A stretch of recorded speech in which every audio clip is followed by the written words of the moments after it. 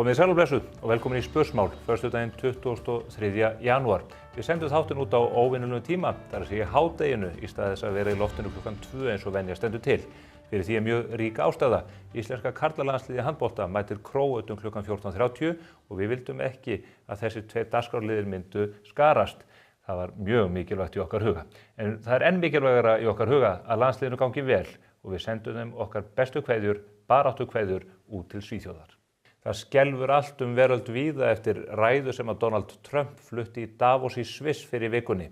Þar fór hann mikinn en virðist þó vera að draga nokkuð í land varðandi málefni Grænlands. Við ætlum að ræða þessi mál og önnur á alþjóðasviðinu við Albert Jónsson, hinn margreinda sendiherra okkar, bæði í Washington og Moskvu í lok þáttar.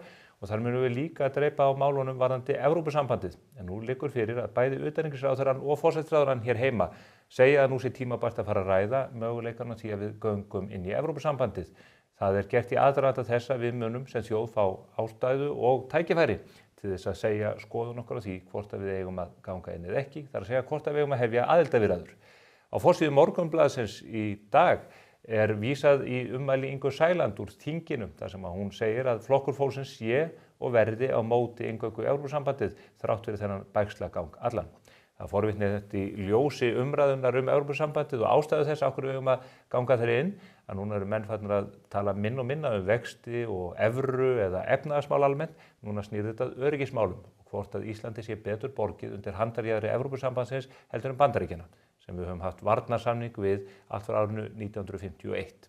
Við munum koma inn á þetta aðeins líka í fréttum vikunar þegar Dóri DNA og Berglind Ósk Guðmundsdóttir koma. Þau munum ræða auðvitað fleiri mál en þetta. Eitt af þeim er fyrirhugaður formannslagur í Framsóknarflokknum. Í gærkvöldi lá ljóst fyrir að Lilja Dögg Alfreðsdóttir, fyrrum alþingismaður og ráðherra og varaformaður Framsóknarflokksins, hún hygðist bjóða sig fram og þá fer hún á móti Ingibjörgu Isaksen sem situr á þingi og er þar í framlínu Framsóknarflokksins þessar mundir. Það stefnir því í hörkuslag og hver veit nema að bætist einhverju fleiri í hópinn þó nú sé orðið ljóst að Willum Þór Þórsson ætlar ekki að blanda sér í þennan slag. Hann hefur lýst yfir stuðningi við Lilju Dögg. En það er meira af vettvangi stjórnmálana. Inga Sæland og Ragnar Þór Ingólfsson, þau skipta með sér verkum eftir að Ragnar Þór kom nýr inn í ríkisstjórnina. Hann tekur við félags- og húsnæðismálaráðuneytinu af Ingu og hún fer yfir í barna- og menntamálaráðuneytið. En henni fylgir eitt málaflokkur, það eru málefni hjúkrunarheimilana sem hafa verið henni mjög hugleikin. Við höfum verið að fjalla það í Morgunblaðinu í vikunni hvernig staðið var að þessar uppskiptingu og það er margt sem bendir til þess að þar sé ekki farið að lögum. Það verður að hvetja stjórnmálamenn og sérstaklega þá sem fara með mestu völdin í landinu til þess að virða stjórnarráðið og lögin sem það gilda. Kristrún Frostadóttir forsætisráðherra er auðvitað sú manneskja sem að lokum ber ábyrgð á þeim hrókeringum öllum saman. Við förum hér innan skamms í fréttir vikunar. Við munum síðan líka ræða við oddvitaframbjóðendur Sjálfstæðisflokksins í Reykjanesbæ, þá sem að ætla sér að stýra bænum að loknum kosningu 16. maí. Þetta viðtal kemur í kjölfar mjög athyglisverðs og góðs viðtal sem að ég tók við oddvita frambjóðendur Viðreisnar í Reykjavík í liðinni viku. Það er viðtal sem hefur vakið mikla athygli og fengið mikla hlustun og áhorf. Áður en að öllu þessu kemur. Allar hins vegar Ásthildur Hannesdóttir, kollegi mín, að fara yfir fréttir vikunar hjá stjórnmálamönnunum eða hvað bar helst til tíðinda hjá þeim á samfélagsmiðlum. Gjörðu þið svo vel. Góðan og gleðilegan bóndadagsfössara allesammans! Woohoo! Til hamingju með daginn ykkar allir punktar og pilsur hérna nær og fjær. Jesús! Jæja, það er allavega loksins farið að sjá fyrir endan á þessum 367 daga janúarmánuði. 6-7 Er það kannski búið eða? Kannski frekar mikið last year eða eitthvað? Já, ég veit það ekki. En það má allavega þakka handboltaveislunni síðustu daga fyrir það að janúar hafi svona svolítið hrokkið í gang og farið að líða. Og þá fyrr hefði verið. Án þeirra veislu, handboltaveislunar, þá hefði mörg okkar sennilega bara verið við það að leggjast undir græna torfu, sko. Allavega við Hannakata. Við eigum það sameiginlegt að þakka íslenska handboltalandsliðinu fyrir það að við tórum hér enn í þessum grámyglulega janúarmánuði. En þarf ekki að fara að dusta rykið að gamla góða húinu? Hvar er Magnús Magnússon þegar þjóðin þarf á honum að halda? Þessi taktur var bara einhver starffræði fyrir mér. Þorgerður Katrín studdaði sjálfsögðu sína menn, en eins og alþjóð veit þá er einn besti gæinn í landsliðinu sonur hennar. En ekki hvað? Sumir eru bara heppnar en aðrir í lífinu, þið veitir. Fá bara allskins svona vældkörtum útlutað í vöggugjöf. Hæfileika, stöðu, útlit, kúlulán og bara bunch of money, sko. Æ, sjá hennan fallega mömmukoss. Væri aldrei of mikil handboltastjarna fyrir svona mömmuknúsa og kossa. Þorgerður, hún má sko alveg vera stolt af sínu manni og það eru við hinn líka. Inga Sæland lét fara vel sig á Saga Láns á leiðinni til Svíþjóðar í vikunni. Hún greinilega vildakortsafi með sko einhverja svona gold platinum business áskrift sko. Svo herma sögur að hún hafi bara vippað sér upp í einhvern sófa þarna í dræktarjakkanum og skónum og öllu heila klappinu, sötrað á einum öl á milli sem hún spekkaði einhverja good shit bíómynd áður en það kom Go to Gate á skjáin í flugstöðinni. En þegar hún mætti svo þarna til Svíþjóðar, fór hún rakleiðis í beina útsendingu á Facebook, bara eins og maður gerir, tók lagið á Íslendinga fansóninu eða hvað sem þetta heitir, við mjög góðar undirtektir. Bara Inga Sæland, Inga Sæland, Inga Sæland. Já, það má eiginlega bara segja að þjóðarstoltið hafi sprengt hana í loft upp. Breska liðinu, maður hefur þá tilfinningunni og maður hlaupi í illu blóði, ég verð að segja það. Á Alþingi var rifist túpusjónvarpið en þar var verið að sýna Ísland spila en miðað við myndefni úr stóri frá ísdrottningunni satt framsóknartóti sem fastast, nánast gróinn við stólinn og límdur við túpuna. Gera aðri betur. Áfram Ísland. Ása Berglind hefur bæst í hóp áhugasamra himnaperra en hún íslenskaði yfir sig í vikunni, ekki með því að láta dálæti sitt á handboltalandsliðinu í ljós, heldur með því að deila myndum af regnboga og norðurljósadýrðinni sem riður hefur allt land. Já, líf hennar í hnotskurn þessa dagana, það bara himnaperrast og drekka kaffi á kantinum. Nice life! Heiða Björg, #borgarstjóri, lá líka kylliflöt yfir himnadýrðinni í vikunni. Þær eru svona þessar samfópæjur, svo náttúrutengdar eitthvað. En kórónugos skall á jörðinni í vikunni sem framkallaði alla þessa litadýrð. Já, kallið mig bara Stjörnusævar, ég svara því nafni alveg skilyrðislaust sko.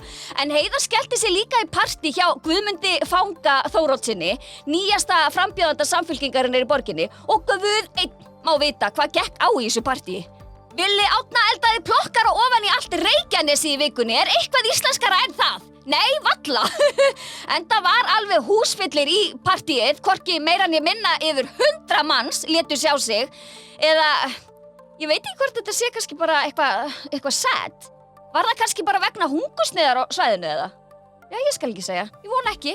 Sanna Magdalena átti afmælismömmu á dögunum sem hún heiðraði á samfélagsmiðlum, en ekki hvað. Mömmur eru bestar, við vitum það. En Sönnu tókst líka að sameina allt vinstrið í vikunni, gera aðri betur, geggjuð, en það fjall svo sem ekki alveg jafn vel í allra geð, sko.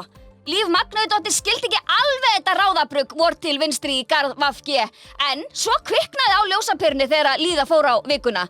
Samt finnst mann eiginlega bara að þetta vor til vinstri eigi bara geta haldt sitt eigið partí. Er það ekki? Það er bara algjör óþarfi að vera að bæta súrum rjóma út á stöppuna, sko. Fyrsta samfósjálfan leit dagsins ljós á grammunennar Dóru Bjartar í vikunni. Sú sátt og sæl með að hafa yfirgefið gamla góða píratapartíið. Við skiljum það vel. Gummari segir að hann og Kvíðir Reynisson séu sterkari saman en sundraðir. Það er pottitt alveg rétt, sko. En svo fór hann eitthvað aðeins út að hlaupa og hljóp greinlega og hljóp alla leið til Akureyrar þar sem hann mætti Loga Einarsinni. Wow, þvílíkt og annað eins úthald. Stórasti stubbur í heimi, líkamsrækta buffið Sigríður Andersen sko miklu sterkari en pabbi þinn. Já, hún tók þátt í Íslandsmóti í bekkpressu á dögunum og lyfti 67,5 kílói. 6'7". Hún var hundlasin í þokkabót, sko. Gæti pabbi þinn það? Nei, ég hélt ekki. Sjálfu kóngurinn segist að fara í leikhús en gleymt að taka leikhús sjálfu. Ég meina, fórstu í leikhús eða fórstu ekki í leikhús? Það gerðist ekki ef það ekki fest á filmu. Þetta veistu, kallið minn. En svo testaði hann nýju göngubrúna við Sæbraut, sem by the way, sko, algjör sjónmengun. En þar tók hann strángheðarlega selfie. Gott með þig, gaur. Jón Gnarr hefur verið að stúsast í sögu tvíhöfða síðustu daga og vikur, enda fagnar tvíeykið 30 ára afmæli, takk fyrir, halló, ding dong, sko. Það sem þeir Jón og Sigurjón hafa glatt þjóðasálina síðustu áratugi, þeir ættu að fá fálkaorðuna, í alvöru. En honum hefur ekki tekist að hafa upp á ljósmyndarunum sem tók þessa mynd, sko, þann fræga dag, 11. september 2001, sama dag og hryðjuverkið á Tvíburaturnana var framið. Við ætlum að leggja hönd á plóg núna og lýsum hér með eftir þessum ljósmyndara. Hvar ertu ljósmyndari? Gefðu fram! Elsku besti Spori, hundurinn hennar Höllurhundar heldur betur kominn í skammakrókinn núna. Við skulum enda þetta á mínútu þögn fyrir öll skópurinn sem hann hefur étið, sem eru 10 talsins takk. Ala þessi hundur, jæja. Það alveg hræðileg tilfinning að horfa á eftir skóm sem að fara bara í hundskjaft. Been there, done that, sko. Í alvöru, áfallaknús og hlýjar hugsanir til Höllurhundar og fjölskyldu sem bara þarf sennilega að fara berfætt út í daginn. Góða helgi, dúti-dúti-dúti-dúti-da-da-dei, woo! Komið sæl að nýju. Við þökkum Ásthildi Hannesdóttur fyrir þessa frábæru yfirferð. Það alveg ótrúlega hvað samfélagsmiðlarnir eru farnir að spila mikla rullu í pólitíkinni allri. Ég reyndar komin hér með í settitíminn pólitíkus sem sat á Alþingi tíma, Berglind Ósk Guðmundsdóttir, sem núna að gera strandtök í sveitarstjórnarmálunum Norður Akureyri í sínum heimabæ. Og með henni handboltaspekúlantinn og uppistandarinn Dóri DNA. Velkomin bæði tvö. Takk fyrir. Er þetta ekki raunsann lýsing á ykkur tveimur? Jú, mjög. Jú. Já. Við erum með þáttinn hérna á óvanlegum tíma út af þessum stóra mikla leik þar sem Íslendingar mæta Íslendingi. Já, og bara valsari mæti valsara. Já, líka. Já. Innan sveitakrónika. Þetta svolítið þannig, þetta gerðist náttúrulega líka á síðasta móti og þá, við skulum ekki gleyma, við vorum vongóð líka þá, sko. En ég ætla að segja fyrir mitt leyti, mér að Króatarnir hafa ekki alveg litið jafnvel út og þau gerðu þá og svona, það smá þyngdi við liðinu og þeir eru auðvitað að fá minni pásu eins og Dagur svona búin að tuða þessi yfir, sko, þú veist, þeir komu heim á miðnætti þarna og bara og eru kannski ekki alveg jafn ferskir, sko. Á meðan við erum búin að fá hvíld, við mistum auðvitað mann, en það Mosfellskur risi komin í hópinn og við bindum mikla vonir við hann, sko. Það engin smá fallbyssa. Nei, það fallbyssa, sko, og Það fara bara sögur af því bara að þessi öflugustu skotans valda skemmdum. Já, ég hef bara séð smiðið þurft að hlúa markinu í hálfleik, sko, eftir hann smellir í það, sko.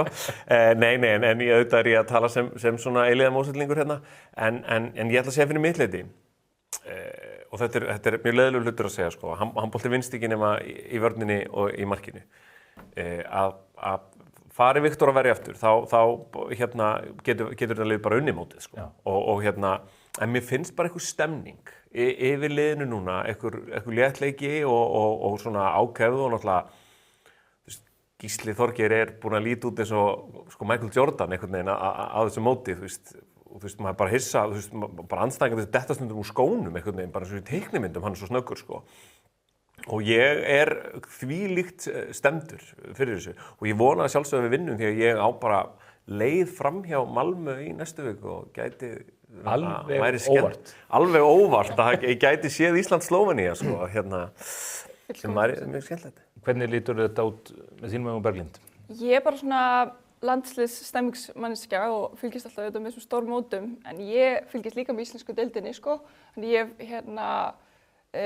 séð Þorstein Leó oft spila og hann ótrúlega flottur og þessar strákar sem eru í landsliðinu sem eru í íslenskum liðum eru náttúrulega ekki margir en þeir eru mjög hæfileikaríkir og eru að spila fyrir mjög stór og flott lið úti, þannig að þetta erum við með svakalega leikmenn á heimsmælikvarða og ef við náum stemmingunni upp þá held ég að það sé ekki spurning að við tökum Króatan í dag og komumst langt. Þetta snýst stemningu og heppni, liðið hefur sýnt að það mistækt og stundum dálítið lengi í gang eins og gagnvart ungurum annað, en þegar þeir hrökkva í gang þá þetta illsigranlegt lið. Já, og við náttúrulega glímum við slæmakaflan. Já. Sem einhvers konar svona íslenskt böl, sko. Það íslenski veturinn einhvern veginn sem leggst alltaf við liðið, sko. En svo rís sólin á ný og maður oft farin að hugsa, slæmikaflinn í gangi, við erum ekki að missa það fram úr okkur. Einhvern veginn En bara, ég elska hvenær handboltamótið það kemur á versta tíma í mesta myrkrinu og slappinu. Mér finnst ennþá skemmtilegra að horfa á handbolta, einfaldlega því það eru bara minni peningar í handbolta en meiri ástríða fyrir vikið. og svona, heldur en fótboltan. heldur en í fótboltanum. Það sem ástríðan er kannski helst í stuðningsmönnunum en minnst í leikmönnunum sem bara Eru bara að telja peningana. eru prímadonnur sko og þetta auðvitað, þú veist, þetta var æskamanns einhvern veginn, þarna komu hetjurnamanns, handboltamenn ennþá bara nokkuð reynir á samviskunni einhvern veginn gagnvart þjóðinni, skilurðu, og ég verð alltaf jafn spenntur og styð mitt lið. Þeir fóru ekki illa út úr vókinu. Þeir sildu alveg fram hjá því, ólíkt fótbolta heiminum. Já.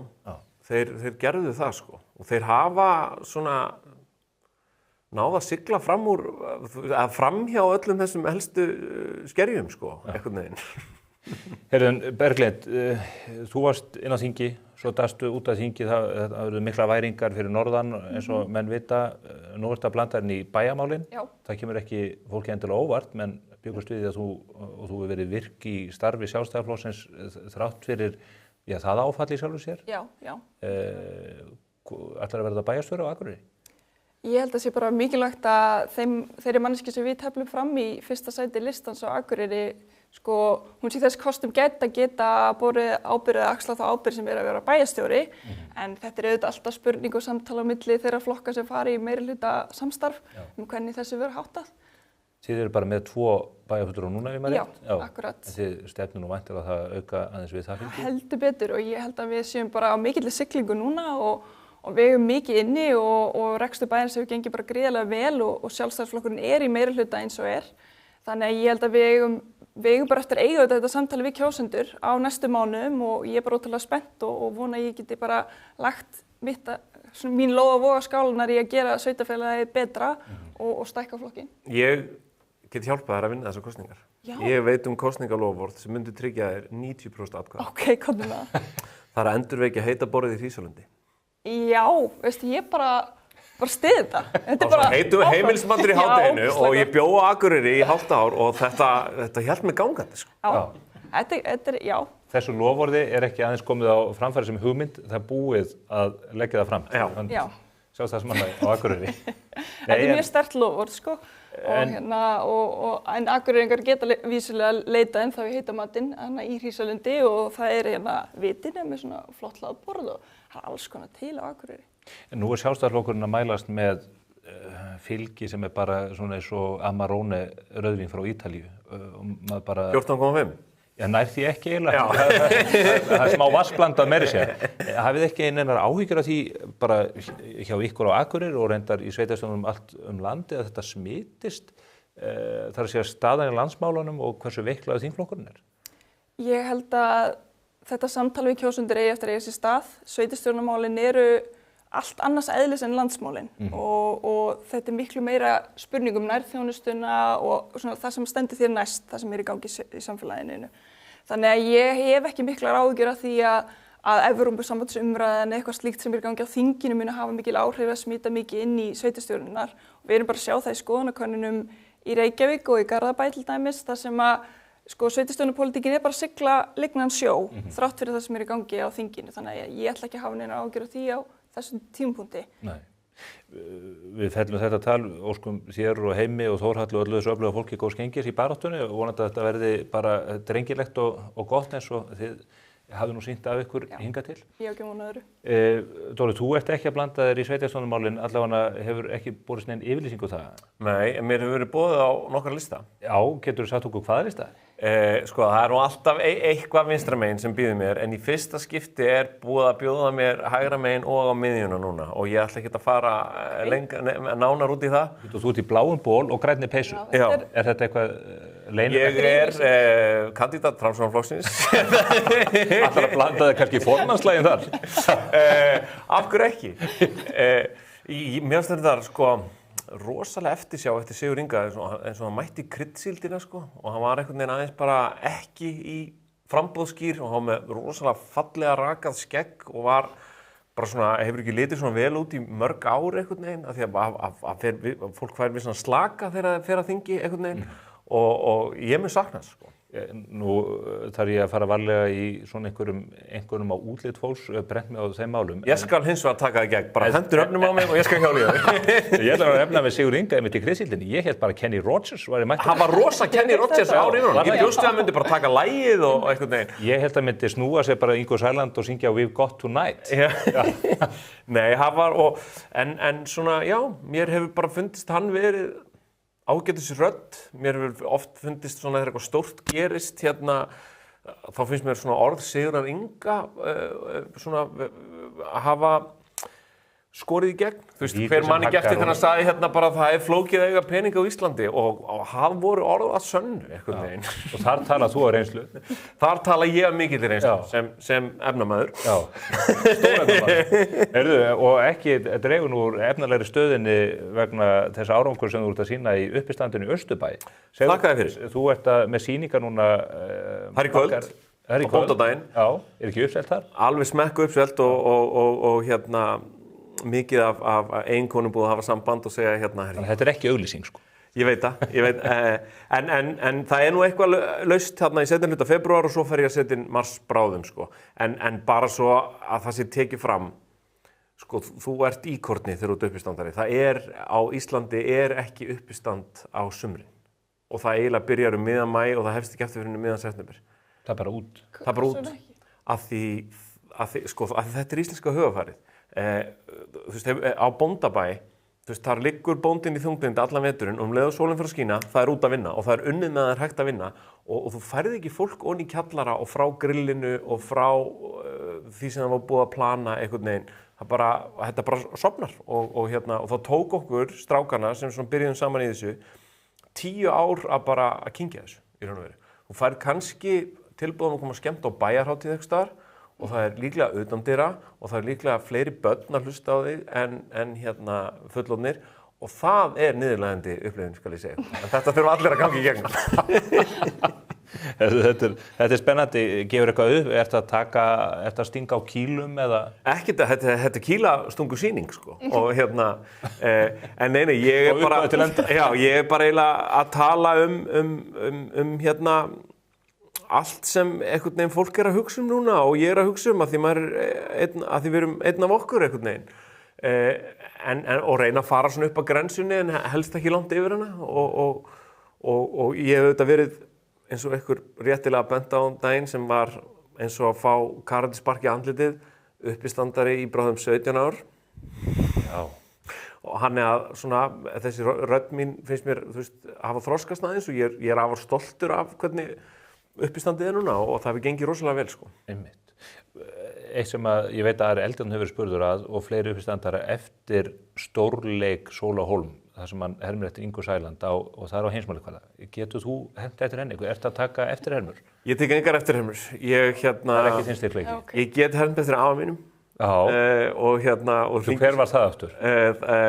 Það var Knesi gamli, Halldór Guðjónsson og ég hrekki stundum mömmu mína með að hringi í hana og ávarpa hana svona og viltu hætta þessu núna og svona, en því miður þá bara eru allir hættir að kannast við hann og þeir sem kannast við hann þeir muni ekki hvernig hann talaði, þannig að þetta er verðlaus eftirherma í dag. Geturðu gefið okkur smá glims?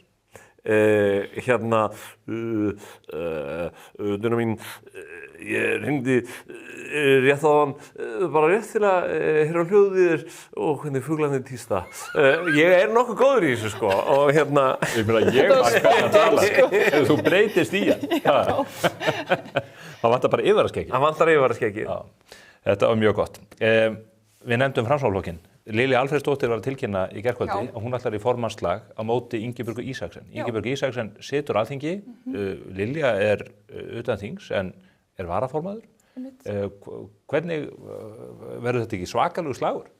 Já, ég vænti þess að þetta verði alveg slagur og veit ekki hvort að fleiri muni blanda sér í en þetta er Willum bara... Willum Þór, það heldur allir að Willum að taka þetta. Já. Hann ætlar bara að vera fórseti í Ólympíusambands, hafa notarétt og fara á Ólympíuleika og... Já, ég held líka að sé gott að það sé bara flottur maður í þessi, sko. ég held að hann kann að velja sér úrröstur, heyrðist mér. Já. En hann lýsti síðan bara afdráttarlausu stuðningi við Lilju. Í Lilju, já. Sem var líka bara áhugavert, svona innlegg inn í slaginn. Já. En það verður náttúrulega mjög skrítið fyrir Framsóknarflokkinn að vera með formann sem ekki inn á þingi eða svona svolítið öðruvísi dýnamík. Og formann sem hefur þá, ef að Lilja vinnur, Já. þá það á móti, þarna fór mikrafóninn. Já. Við lögum þetta fljótt og vel að hafa þá sigrað sitjandi þingmann. Því hún þarf auðvitað ná þá samstöðu í þingflokknum og geta beitt þinginu fyrir sig sem formaður. Einmitt, algjörlega. Og Ingibjörg í þeirri stöðu sem þingflokksformaður þar sem hún að gera nákvæmlega það. Já. Hún svolítið svona að stýra flokknum og hérna, þannig að þetta getur verið mjög áhugaverður slagur og Framsókn er bara ekki á neitt sérstaklega góðum dag, þannig að það kannski bara fín tímamót að fara eiga þennan slag og svona eiga samtalið við þá kannski fólkið og hvers Framsókn að stefna. Það ekki það svolítið sem hún sér, skilur þau að mælast í 7% núna og ég meina, og ég held að getur farið neðar ef þau taka feilspor sko og ég held að hún ætla að koma og segja herru nú hérna snúum við aftur og ég held að geti tveir hluti gerst í þessu dæmi. Ég held að sjálfsagt að Framsóknarflokkurinn geti orðið ennþá minni eða ég held að hann geti eða verður nóg mikið ruglumall þegar líður á kosningum, þá held ég að þeir geti, eins og gerist oft, verið eina skynsamma röddin í herbygginu. Já, svo það er best að kjósa bara... Best að kjósa bara Framsókn, sko. Þeir eru sérstaklega góður í þessu og hérna, þannig að ég myndi ekki, sko, count them out, sko. Nei. Ég ætla að ná að tala þeim fljótt og vel það þarf að fara yfir þetta og skoða þetta. Framsóknarflokkurinn þetta stofnaði 1916, byrjaði hann að verða 110 ára í ár. Þetta er risastofnun. Annar flokkur, Vinstri grænir. Svandís allra hættir sem formaður, það er engin kandidat einhvern veginn við sjóndeildarhringinn, Stefán Pálsson allar ekki að fara og Líf Magnúsdóttir, hún einhvern veginn verðist vera komin út á einhvern jaðar þarna innan borgarstjórnar í þessu vor til vinstri rugli öllu saman. Hvernig fer fyrir Vinstri grænum? Það mun reyna á þá sem stofnun allavega og hérna og þeir eiga enga peninga að fá enga ríkisstyrki? Nei, og það reynir á okkur sem hafa hérna veifað með vinstri hendinni, skal ég segja það núna. Það er nánast búið að höggva hann af. Nánast búið að höggva hann af, en ég ætla allavega að segja að hér er beðið eftir leiðtoga. Hér er beðið eftir einhverjum sem tala skýrt og inn í hjörtu fólks og orðið er laust. Og hérna, ég rætti þetta nú í öðru hlaðvarpum daginn. Ég held að svona allan fólk af minni kynslóð hafi hreinlega haldið að Erpur Eyvindarsson er í þessi leiðtogi á ákveðnum tímapunkti en ég held að hann sé bara búinn að velja sér sínar orrustur, aðrar í staðinn. Stefán Pálsson hefði geta kannski orðið þessi leiðtogi sem bara svona held ég að raunverulega hafa ekki áhuga á því en þess að vita það sko að stíga inn í þetta hringleikahús. Hann er lítillátur eins og hann á kyn til. Ja, fullum fettum en það er alveg ljóst að vinstrimönnum og Sanna er bara í borginni einhvern veginn, hérna vantar málpípu, vantar leiðtoga, vantar eitthvað til að sameinast og náttúrulega auðvitað var svo allra stærsti að fara í Katrínu og þá kannski, það er svolítið NBA eftir Jordan stemning eftir það en það er allavega eru engir vinstri sinnaði tækifæri sinna hérna, skilur þú veist, hvað hefur að? Það hefur nú verið komið máli við þig að það ekki. Af hverju tekur þú þetta ekki? Af því ég... Við erum uppistand á kvöldin og við þingin á daginn. Að ég myndi missa áhana á þessu á svona 40 mínútum. En talandi vinstri menna, það voru þetta þessi tíðindu borgarstjórn að Sanna Magdalena, hún stofnar þarna voti vinstri, hún nær svo einhvern veginn VG upp í til sín og það er klára fund og þau lýsaði yfir að Sanna yfir að oddviti en Líf Magnúsdóttir sem var á fundinum hafði einhvern veginn miskilið eða skilið allt öðruvísi og lýsaði yfir að það hafi ekki verið nein ákvörðun tekin það. En varaformaður VG í Reykjavík kemur og segir, jú, það var allir sammála þetta. Já, þetta hefur verið eitthvað mjög óskýrt og maður les þessa bókunana frá þessum fundi sem maður hefur séð í fjölmiðlum, sko. Þá er þetta ekkert mjög skýrt að þetta hafi verið niðurstaða fundarins að Sanna myndi leiða listan. Nei. Af hverju þið gengu ekki bara mjög skýrt fram og bókuðu þá á þann veg, skil ég ekki alveg, sko. Og þetta er bara tilvæli til þess að valda einhverju uppþótti sem held ég ekki það sem að Vinstri grænir þurfa að halda akkurat núna. Þetta er ekki gott start, sko. Þetta er alls ekki gott start. Nei, alls ekki. Nei, og svona, mann líður svolítið eins og fólk sé orðið svolítið þreytt á hugsjónum á sveitarstjórnarstiginu. Það vilji bara fá bara fólk sem tekur til hendinni hérna í þessum bara svona basic hlutum, skilur, leikskóla, samgöngu og hérna velferðar og vill heyra minnum ammæli og hvernig að halda þau og hvernig að ávarpa fólk. Svona, ég bara lesa stöðuna og hérna og ég held að svona, þessi misskilningur með þennan fund sé bara hafi ekki verið mjög gott start sko, fyrir þau en fallið fara heill og alltaf. Já, og það ennþá nokkri mánuður kosningar og margt sem gerist á stuttum tíma þar. En liðflokkurinn hefur ekki, nú spyr ég, ekki komið neitt lista eða neitt? Nei, það er engin oddviti komið þar og þeir draga bara auðvitað pung og Bergþór Ólason segist ekki munað að hverju hefur verið oddviti, aðri segja að það leik ekki fyrir og annað þeim dúr, Björn Ingi Hrafnsson. Þeir eru semst að leita hann. Já, sem mjög sennilega. Maður myndi ætla það. Það sennilega lengra í þingkosningar og alveg ábyggilega heldur en í sveitarstjórnarkosningar en það gengur mikið á þjóðarsviðinu líka, þínum gamla vinnustæði þinginu. Inga Sæland lýsir því hátt og snellt yfir á forsíðu Moggans í morgun að Flokkur fólksins sé ekki fylgjandi ESB-aðild en Kristrún Frostadóttir, hún óvænt eða ekki að segja nú komin tími til að taka umræðuna ESB. Þær voru þetta búin að lofa því að fyrir árslok á næsta ári það að segja þá innan 23 mánuða, að þá myndi þjóðin fá að segja álið sitt á því hvort að við eigum að fara í áframhaldandi aðildarviðræður eða ekki. Já, þetta svolítið svona áhugaverð uppeyja af því að Kristrún segir í haust þetta sé ekki á dagskrá af því að það þarf að huga að innanlandsmálum og efnahagsmálum og sýna ykkur svona ábyrgð og festu. Ég get ekki betur séð en að efnahagsmálin séu ennþá í algjöru upplausn og ríkisstjórnin sé ekki að taka nein skref til þess að sýna neina ábyrgð í ríkisfjármálunum til þess að ná verðbólgunni niður, hún er á leiðinni upp aftur og hvað gerist þá með vextina? Þannig að mér finnst mjög óábyrgt að ætla þá bara, hlaupum þá bara í skjól, eitthvað pólitískt skjól í einhverju umræðu þar sem að við þurfum ekkert að ræða hvað við erum ekki að sinna því sem við ætlum að vera að sinna sem var að beita sleggjunni. Þannig að mér finnst bara skrítin tímasetning og mér finnst skrítið hvernig við vaða einhvern veginn í Evrópusambandsumræðuna og ég er svo ótrúlega þreytt á þessu. Þið treystið ekki þjóðinni umræðu þegar við vitum alveg hvað umræða mun gera þjóðinni, hún mun kljúfa hana. Og það líka umræðu sem við þurfum að taka, þurfum við að gera, eigum við að gera. Ertu þá að meina að þau séu að drepa málum á dreif með þessu? Eða það er að drepa öðrum málum á dreif? Mér finnst það bara augljóst. Mér finnst það augljóst að þetta sé einhvers konar taktík til að svona færa umræðuna frá því að verðbólgan er á leiðinni upp aftur. Allt það sem að almenningur vaknaði við núna áramótin, allar þessar gjaldahækkanir og fyrirtækin og atvinnulífið er að finna fyrir öll þessi stóru högg sem við erum að finna fyrir frá ríkisstjórninni. Það þarf að finna eitthvað svona, eitthvað pérsnild og færa okkur á okkur aðra braut og mér finnst þetta bara lykta á því. En nú spyr ég ykkur og þið verða að svara mér hreint og beint. ESB er tollabandalag upphaflega sem svo verður eitthvað allt annað. Mér finnst aldrei talað um þetta, það er alltaf talað um bara vitleysurnar sem myndu taka þátt sem meðlimir í ESB og hvað ESB er að gera asnalegt þarna og svona. Myndu tollar á vörur ekki lækka hérna? Myndi ekki matakaran vera aðeins ódýrari? Og ég er ekki að mæla fyrir ESB en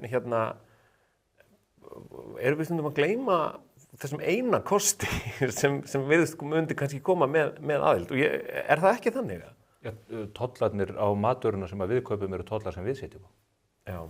Þannig að það er ákvörðun sem við getum tekið með einu pennastriki ef við viljum en það verður að verja landbúnað og annað sem eru sjónarmið sem að menn halda uppi og fólk hefur misjafna skoðanir á. Þannig að ég held að ég efast að það sé rök í málinu. Nei, ég get ekki einhvern veginn séð að það sé einhvers konar sjónarmið sem við getum litið til á þessum tímapunkti eða eigi í raun hluti í umræðinni þegar að Evrópusambandið er, eins og þú segir, farið að snúast svo margt annað en það og er orðið svo miklu stærra en upphaflegi tilgangurinn kannski með bandalaginu. Það myndi gjörbreyta starfi mínu ef við værum í ESB? Já, til þess að verða þá. Nei, bara ég er í kvikmyndagerð og það opnast svo töluvert mikið meira af sjóðum sem við getum sótt í ef við erum hluti af ESB. En uppistandið, færðu að segja fleiri brandara Kaju Kallas eða Ursulu von der Leyen? Ég myndi gera það. Rosalega góður efni við þess.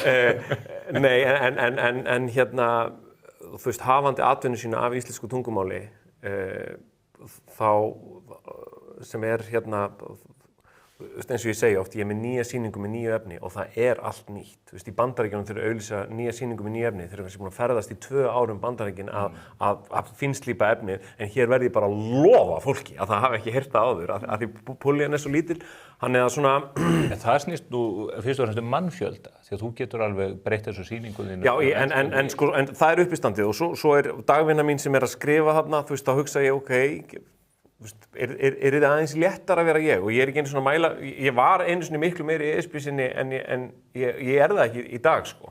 En svona bara fyrir mannin sem mig, já, það myndi líklega gera lífið aðeins betra. Oftast hefur verið talað efnahagslegu rökin, evra, að það eru lægri vextir og annað og það eru rök sem að menn hafa verið að kýtum og takast á Núna virðist fyrst og fremst talað þetta sem öryggismál vegna þess að heimurinn það búið snúin á hvolf og Trump að taka á mönnum og það einhver brot, eitthvað uppbrot á NATO og annað. Og núna verðast helstu rök að þetta sinna vera þau að við þurfum að koma okkur í öryggisskjól af Evrópusambandinu. Hvernig horfir það við ykkur? Evrópusambandið snýst bara ekkert það, öryggis- og varnarmál. Auðvitað mikilvægt að við eigum samtalið við þær þjóðir sem eru í Evrópusambandinu en við getum gert það á öðrum vettvangi.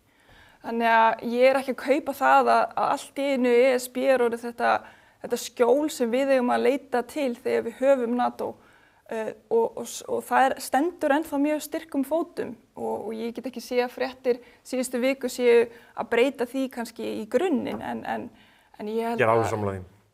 Já, við erum hérna með svona stórfurðulega mynd hérna sem við vorum að birta þessi grænlandsmál sem allt undarlegasta mál en það alveg ljóst að Evrópa út frá herstyrk og samhæfingargetu og annað stenst ekki Bandaríkjunum snúning í einu eða tilliti. Við njótum góðs að því að vera með þennan varnarsamning við mesta hernaðarveldið í heiminum í dag.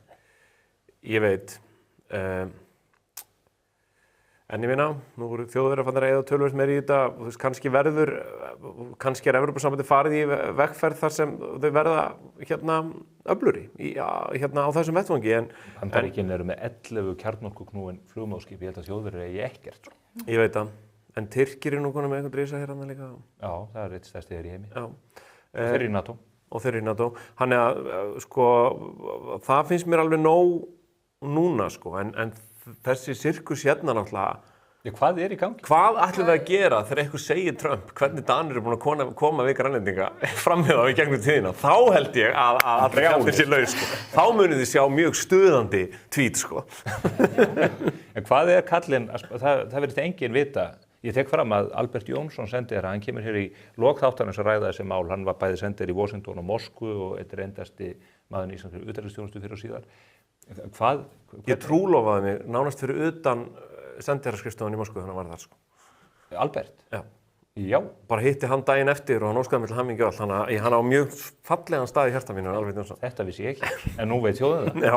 En hvað Trump að gera? Þetta uppistand? Hvað þetta? Þetta einhvers konar svona stórkarla stemning. Ég veit það ekki, sko. Þetta lítur út fyrir þetta sé einhvern veginn sársaukalausasta leiðin til þess að auka veg og vanda Bandaríkjanna einhvern veginn með litlu pennastriki. Stækka það þarna, eignast hérna þessi efni sem eiga verið í jörðinni þarna og allt þetta. Þú veist, geta sagt að við erum öruggari því að núna bara höfum við meira svæði einhvern veginn og þú veist, þetta er nánast eins og sko, minnst það nánast svona einhver KGB ákvörðun sem bara, heyrðu, við gætum örugglega hrist Grænland út úr þeim, sko. Það er nokkuð sársaukalaust, sko. Það sé bara að testa það? Já, og hérna, hann er náttúrulega miklu meira militant en hann var kosinn til að vera, sko. Og hérna, og það er náttúrulega svolítið óþægilegt að þessi Grænlandsumræða sé á sama tíma og það eru þessi flugmóðskip að sigla inn Persaflóan og þeir séu nýbúnir að taka Forseta Venezuela nauðugan af heimili sínu. Svona, þú veist, ég hélt að Bandaríkin ætluðu, þú veist, meira inn á við. Kannski er þetta hluti af því. Íran er það ekki, sko, en hinir tveir. En hérna, mjög óþægilegt líka hvað hann alltaf að kalla þetta Ísland, sko. Því á endanum verður bara, hvað með Ísland? Þau eru ekkert í Evrópusambandinu. og hann reynda gagnrýnið á fyrra kjörtímabili að við leggjum mjög lítið að mörkum þegar kemur á varnarmálum. Það er mjög lágt hlutfall okkar þjóðarframleiðslu sem fyrir það. Við erum bara það sem kallað á góður í íslensku free riders í þeim efnum. Og það fyrir brjóstið að manni svo Trump, hann tók á Evrópuþjóðunum á fyrra kjörtímabilinu og lét menn skrúfa upp útgjöld til varnarmálum. Það bjargaði því sem bjargaði varðvarandi Úkraínu. Við skulum gefa honum Keflavík aftur. Eiga hann ekki. Það er nú mikil viðvera þar og mikið samtali í gangi við Bandaríkinu sem að við þurfum að treysta á. Þannig að ég held að þeir stjórnmálamenn sem tala fyrir því að auka samtali við Washington séu bara að mæla rétt, sko. Við þurfum að halda virka og opnu samtali þannig á milli, ekki bara hlæja þessu, sko, og einhvern veginn telja okkur í einhverju skjóli þegar við verðum að vera partar af samtalinu, bara fyrir okkar framtíð. Washington hvort sem okkur líkar betur að vera valda höfuðborg heimsins. Já. Þeir hafa alla þræði í hendi sér. En bara eins og Ólafur Ragnar segir, maður á að nýta sér smæðina hérna, og fá það besta frá báðum, taka fundi beggja megin á borðsins og ekki henda sér í einhverja fylkingu og gera svona í einhverja átt. Utanríkismál eru reppaleikur, skilur, og nú þurfum við að reppast. Mér er sagt að þú kunnir líka herma eftir Ólafur Ragnari. Kann það ekki. Nú. Halló ég þér. Erðu rétt í lokin. Áður en við hættum við þurfum að koma fleiri dagskrárliðum að. Dóri, síðast þegar þú komst hingað til mín, þá spurði ég þig hverja verða fréttirnar í næstu viku og þú dróst augað í pung eins og fyrrnefndur maður sem ég ræddi hér áðan og sagði það mun gjósa í næstu viku. Og það gerði það svo sannarlega. Og þess vegna held ég að það sé óhjákvæmilegt að spyrja þig, hvað mun gerast í næstu viku? Hvað mun gerast í næstu viku? Við komumst í undanúrslit á EM. Yes. Þið heyrið þetta? Mér fréttin hefur talað. Berglind Ósk og Dóri, þakka ykkur kærlega fyrir komuna. Takk hérlega. Við erum hins vegar alls ekki hætt á þessum góða vettvangi þó það styttist sannlega í leikinn. Hér eftir skamma stund koma til mín oddvita frambjóðendurnir 3 hjá Sjálfstæðisflokknum í Reykjanesbæ. Ég ætla að ræða við þá stöðu sveitarfélagsins og hvað þeir hyggjast gera. Fá þeir umboð til þess að stýra þessu stóra öfluga samfélagi á Suðurnesjum. Fylgist þið með. Nú fylgir glæsilegur kauphauki með nýjum samlokusímum frá Samsung.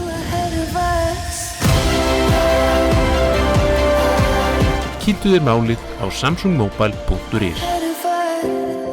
Klæddu bygginguna í stíl með álklæðningu frá Límtré Vírnet. Íslensk framleiðsla, nýsköpun og áratuga þekking. Kynntu þér möguleikana á limtrevírnet.is. Skaðabætur, miskabætur, sárabætur, sjúkrabætur, slysabætur, uslabætur, þjáningabætur. Bótaréttur.is 520 51 00. Hér hjá A4 húsgögnum bjóðum við upp á fjölbreytt úrval skrifborðsstóla við allra hæfi. Endilega kíktu til okkar í heimsón við Skeifuna 17 ef þið vantar frekari upplýsingar.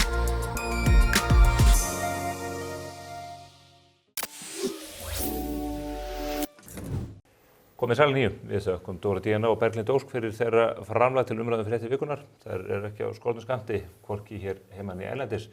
En það stefnir líka í fréttir úr Reykjanesbæ því að þann 31. janúar næstkomandi þá munu sjálfstæðismenn í bænum ganga kjörborðinu og velja sér næsta oddvita. Það stefnir í harðan slag í bænum, leyfi ég mér að fullyrða. Og ég hef fengið hingað oddvita frambjóðendurna 3 sem ætla að bítast þetta. Og það eru Unnar Stefán Sigurðsson, Ásgeir Elvar Garðarsson og Vilhjálmur Árnason. Þeir komu úr ólíkum áttum og hafa ólíka sögu að segja. Og við ætlum að fara hér yfir á næstu mínútum hvernig þeir sjá fyrir sér Reykjanesbæ næstu 4 árin. Komið sælir. Sæl. Sko, Vilhjálmur, þú ert nú sennilega þekktastur frambjóðendana. Þannig að ég ætla að byrja því að beina orðum mínu til Unnar sem að reynda að bauð sig fyrstu fram í þessar baráttu. Þú ert skólamaður. Ég er skólamaður. Ég er skólastjóri í Háleitiskóla upp á Ásbrú. Það sem við erum með bara eins og vorum að ræða með 70% nemendur á erlendum uppruna, annar móðurmál en íslensku. Og ég hef verið skólamaður bara ótrúlega lengi. Ég hef verið skólastjórnandi í Holtaskóla og það var ég kennari í Heiðarskóla og svo hef ég verið með verkefnastjórnin í miðstöð Símenntunar á Suðurnesjum, þar sem ég vann mikið með samvinnu og virk endurhæfingu, þar sem við vorum að skipuleggja í rauninni námskeið og kennslu fyrir einstaklinga sem voru í endurhæfingu. Þannig að skólamál hafa, blundað lengi í mér. Er það skólamálin sem að rekað út í sveitarstjórnarmálin? Þetta er þetta svo samtvinnað og samtengt? Það er ótrúlega góð spurning. Kannski bara meira forvitni, áhugi og bara svona ástríða fyrir bæjarfélaginu. Að gera enn betur en við erum að gera. Sko. Það er sér meira þannig. Sko. Víðtækari áhugi. Já. Ásgeir, þú kemur úr atvinnulífinu. Já, lögrétt. Og kemur úr ferðaþjónustunni. Já, mikið rétt. Keflavík, ég leyfi mér að nefna Keflavík þó þetta sé Reykjanesbær, gamall bílabær, þú ert í bílaleigubransanum. Já, mikið rétt. Og höfum tekið þátt í þessu í rauninni frá því áður en ferðamannasprengjan hófst. Þetta er fjölskyldufyrirtæki og þarna hefur verið allt mitt líf og séð að sjálfsögðu tíman að tvenna í gegnum þetta. Það er alltaf eitthvað í gangi og við djókum oft með að þetta sé svona hinn fullkomna samkeppni. Þegar það er umfram arður þá fjölgar fyrirtækjunum og öfugt og þetta er mjög skemmtilegt umhverfi að starfi. Það var væntanlega stefnið að þér að gera Reykjanesbæ að bílaborg. Ólíkt. Að halda áfram að Reykjanesbær verði bílaborg. Ég fer út í þetta fyrst og fremst af því að ég er náttúrulega fjölskyldufaðir líka á börn á leik- og grunnskólaaldri og ég er alinn upp í kringum fólk sem að hefur bara látið til sín taka í samfélaginu og maður þekkir það að ef þú vilt koma fram breytingum og þá getur einfallega boðið fram og bara breytt. Og það er kannski svona eitt af því sem að fær mig til að stíga fram. Fólk vill fá breytingar, nýja nálgun á stjórnmálin almennt og horfum bara á sjálfstæðisflokkin. Okkur veitir ekki af ferskum vindum til að stíga inn og bara koma með ferska sýn á stjórnmálin, minni kannski pólitískir frasar og meiri bara lausnir og beinskeyttar hugmyndir. Hvernig hefur það verið í Reykjanesbæ með fólk úr atvinnulífinu? Hefur verið framboð af því? Dáttu kvarta undan því bara í þinginu og annað? Þetta er bara rosalega lítið, myndi ég segja.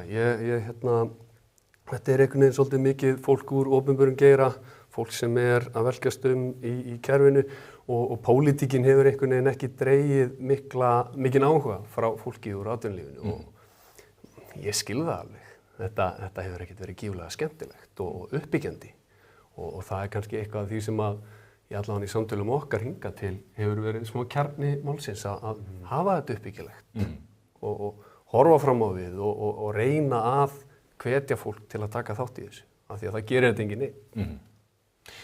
Vilhelmur, ég nefndi upp að þú ert svona þekktastur en þú ert margreyndur úr pólitíkinni inn á þinginu, þú ert formaður stjórnskipunar eftirlitsnefndar, þú ert fyrsti þingmaður fyrir þinn flokk, þú ert, kemur úr landsmálunum. Það er óvanalegt að menn svissi, það er óalgengar eftir en hitt. Hvað dregur þig á Suðurnesin? Já, það er, fyrst og fremst náttúrulega er ég nýfluttur í Reykjanesbæ og við Sigurlaug kona mín þurftum náttúrulega að sitjast niður og Þetta er annað þingmaður fyrir. Já, Gleymdi Guðrúnu. Hún er ekki eins og borgarstjóri, ég man hvað hún heitir. Já, einmitt. Þannig að við fjölskyldan þurftum að setjast niður og taka ákvörðun hvar okkur langaði að búa og Reykjanesbær var bara mjög álitlegur kostur fyrir það. Þannig að núna erum við komin inn í þetta samfélag og sem tók mjög vel á mót okkur og það er bara, og þarna er mitt, börnin mín alinu upp og eru komin í íþróttastarfið og við ætlum að búa þarna í framtíðinni. Þannig að maður vill bara koma á fullum krafti inn í þetta samfélag og svo finnum maður líka eftir þessari, eins og félaginu tölum, það er svona eftirvænting eftir breytingum í Reykjanesbæ. Fólk vill fá nýjan takt og vill fá nýjan kraft og ég fann það einmitt að því þú talaðir þessa, hvernig ég er kynntur annað og ég finna að það er þessi reynsla og þessi kynning og annað sem að fólk vill fá til þess að tala Reykjanesbæ upp og takast á það er áskoranir þá bara beint inn í kerfið en tala upp öll tækifærin og alla möguleikan. Þetta er frábært samfélag, góðir skólar, góðir leikskólar, atvinnutækifærin eru gríðarlega mikil og þú nefndir það er oft verið nefnt atvinnuleysi. Það er nú eitt stærsta tækifæri á svæðum. Þannig að atvinnulíf koma og byggja upp, þannig að nóg landsvæði við hliðina á alþjóðaflugvellinum, og þar getur það, skal ég segja þér, og þá hefur vinnuafl inn í atvinnulíf. Ég ætla að koma að atvinnumálum eftir, en að því að það er stundur litið á sveitarstjórnir sem svona stökkpall upp í landsmálin og þess vegna spyr ég, og ég held að sé rétt að fá hreint sko, nú er Sjálfstæðisflokkurinn að mælast með 14-15% fylgi, 13-14-15% á landsvísu. Flokkurinn virðist hafa mist fótana í þinginu að mörgu leyti. Ertu ekki bara að flýja sökandi skip? Hvað segja félagaðinni í þinginu ef þú viljið? Þannig að það þarf fleiri hendur á dekk þar? Já, nei, nú er ég bara að fara hérna með félagum mínum og stoppa lekan, sko. Af því að grasrót Sjálfstæðisflokksins, hún kemur úr sveitarfélagum og Sjálfstæðisflokkurinn er langstæðstur á sveitarstjórnarstiginu og við sjáum það að flokkurinn nýtur mikil styrks núna líka í aðdraganda sveitarstjórnarkosninga og við sjáum bara hér í Reykjavík og víðar í þessu. Þannig að þegar við verðum búin að styrkja Sjálfstæðisflokkinn í Reykjanesbæ gríðarlega, þá myndum við sjá fylgistölu flokksins á landsvísu rísa upp þegar við komum með ferska vinda þarna og sýnum hvernig Sjálfstæðisflokkurinn rekur samfélagið þarna. Og þannig og þetta er stærsta sveitarfélagi fyrir utan höfuðborgarsvæði og þetta er stærsta sveitarfélagi í Suðurkjördæmi. Þannig að þegar við komumst þarna aftur við stjórnvölinn og breytum taktinum í Reykjanesbæ og gerum þetta að öflugra og enn betra samfélagi heldur í dag, að það held ég að vera eftir því tekið á landsvísu og grunngildi Sjálfstæðisflokksins muni fá meiri áheyrn meðal þjóðarinnar. Við nefndum atvinnumálin. Við erum að rýna í atvinnuleysistölur sem eru versnandi land allt, en ástandið er langverst á Reykjanesinu og þetta í Reykjanesbæ. Og það er það oftast, það er atvinnu ástand, það eru miklu meiri sveiflur í Reykjanesbæ heldur en við hvar annar staðar, tengist meðal annars ferðaþjónustunni og hvernig henni gengur. En bæjarfélagið hlýtur að horfa með hryllingi til þess hvernig þetta er að þróast bara út frá líka kostnaði fyrir sveitarfélagið sjálft. Já, ég myndi grípa þetta og segja að úr mínu rekstri sé ég þessar áskoranir sem blasa fyrir okkur. Og við erum ekki að sjá fram á fjölgun ferðamanna sem dæmi á þessu ári. Það mun hafa bein áhrif bæði bara á rekstur í ferðatengdum fyrirtækjum. En á sama tíma að þá er Reykjanesbær atvinnubær og hefur alltaf verið. Fólk fluttist upprunalega til að fara á sjó, svo var það herinn, núna er það ferðatengd þjónusta og við þurfum að halda áfram að vissulega fjölga, eins og við segjum, körfunum fyrir eggin. En að samaskapi þurfum við líka að hlúa að fyrirtækjunum sem hafa orðið til í gegnum árin í kringum allan það rekstur. Við eigum öflug fyrirtæki í sjávarútvegi á svæðinu. Hvernig getur sveitarfélagið hlúða fyrirtæki með þessum hætti? Já, fyrirtæki býr náttúrulega ekki til neinn störf. Fyrirtæki þá bara ryðja veginn og vera ekki fyrir. Sveitarfélagið? Sveitarfélagið, já, fyrir ekki. En er sveitarfélagið að búa til þröskulda þá í dag? Já, við virðumst einhvern veginn ekki vera að nýta smæðina. Við erum að innleiða einhverjar svona stórborgar stjórnsýslu sem er hæg og seinvirk í staðinn fyrir að nýta okkur smæðina og vera á tánum, vera fljótvirk, taka ákvarðanir. Það er mikil ákvarðanafælni í Reykjanesbæ og ég held að það sé ákveð bara samstöðuleysi í núverandi bæjarstjórn sem að býr það til af því að það þarf að taka margar erfiðar ákvarðanir. Og við sjáum það alveg. Og það er miklu auðveldara að taka ákvarðanir þegar það er skýr samstaða á bak við það. Og það er tækifærið okkar núna í sveitarstjórn. Og ég held að þetta sé bara einfaldast, sko, bara tala upp svæðið, benda á alla þessa fjölmörgu styrkleika og frábæra aðstæður sem er þarna til þess að byggja upp atvinnulíf og ég geti verið heilan þátt að tilja það allt saman upp, öll þessi fjölmörgu tækifæri og svo segja bara atvinnulíf, þið eru velkomin, ef þið viljið koma eða eru það nú þegar á svæðinu og viljið stækka ykkur og efla atvinnulífið, að þá ætlum við að aðstoða ykkur en ekki þvælast fyrir, sko. Og þá bara mætir fólki, við sjáum hvernig það mætt til Elliða í Ölfusi, hann býður bara velkomin og við munum bjóða þau velkomin á Reykjanes og við munum styðja við þau sem eru fyrir. Já, svo er líka það er mikil uppbygging í gangi. Svo er spurningum að taka bara upp tólið, sko. Já. Varðandi atvinnuleysið, svo ég beini því kannski aðeins í eða á þinn vettvang, þú finnur þetta fyrir því inn í skólakerfinu þegar atvinnuleysi eykst, það fylgja því mörg félagsleg vandamál sem smita niður í börnin og annað í þeim dúr. Hvað sér þú fyrir þér að hægt sé að gera til þess að sporna við þessu eða kannski líka ná auknu jafnvægi? Ég nefni bara 2 áföll sem hafi orðið fyrir með verksmiðjurnar í Helguvík, 2 risa verksmiðjur sem einhvern veginn bara leysast upp eða verða aldrei að veruleika það svona óöruggt og ótryggt ástand einhvern veginn sem hefur verið. Og svo Play líka, gleymum kannski. Já, og Vá þar á undan. Já, og það undan náttúrulega Vá, sko.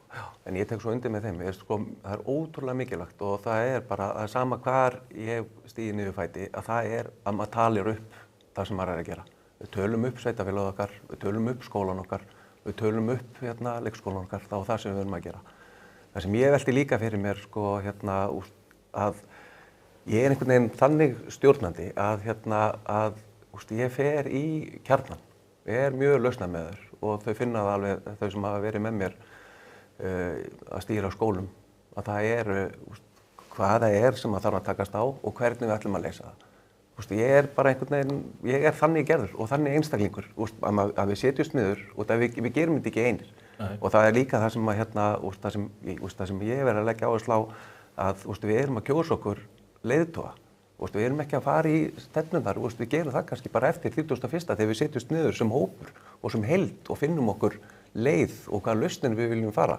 Í dag erum við að velja okkur leiðtogan. En leiðtoginn það eðli hans að marka brautina fyrir. Já, en með einhverjar, við erum allir með sömu stefnurnar, hvað við ætlum að gera, með atvinnumálin og hvað við ætlum að gera þar og íþróttamál og skipulagsmálin. Þetta allt sem við höfum verið að tala og hvað við þurfum og viljum gera betur.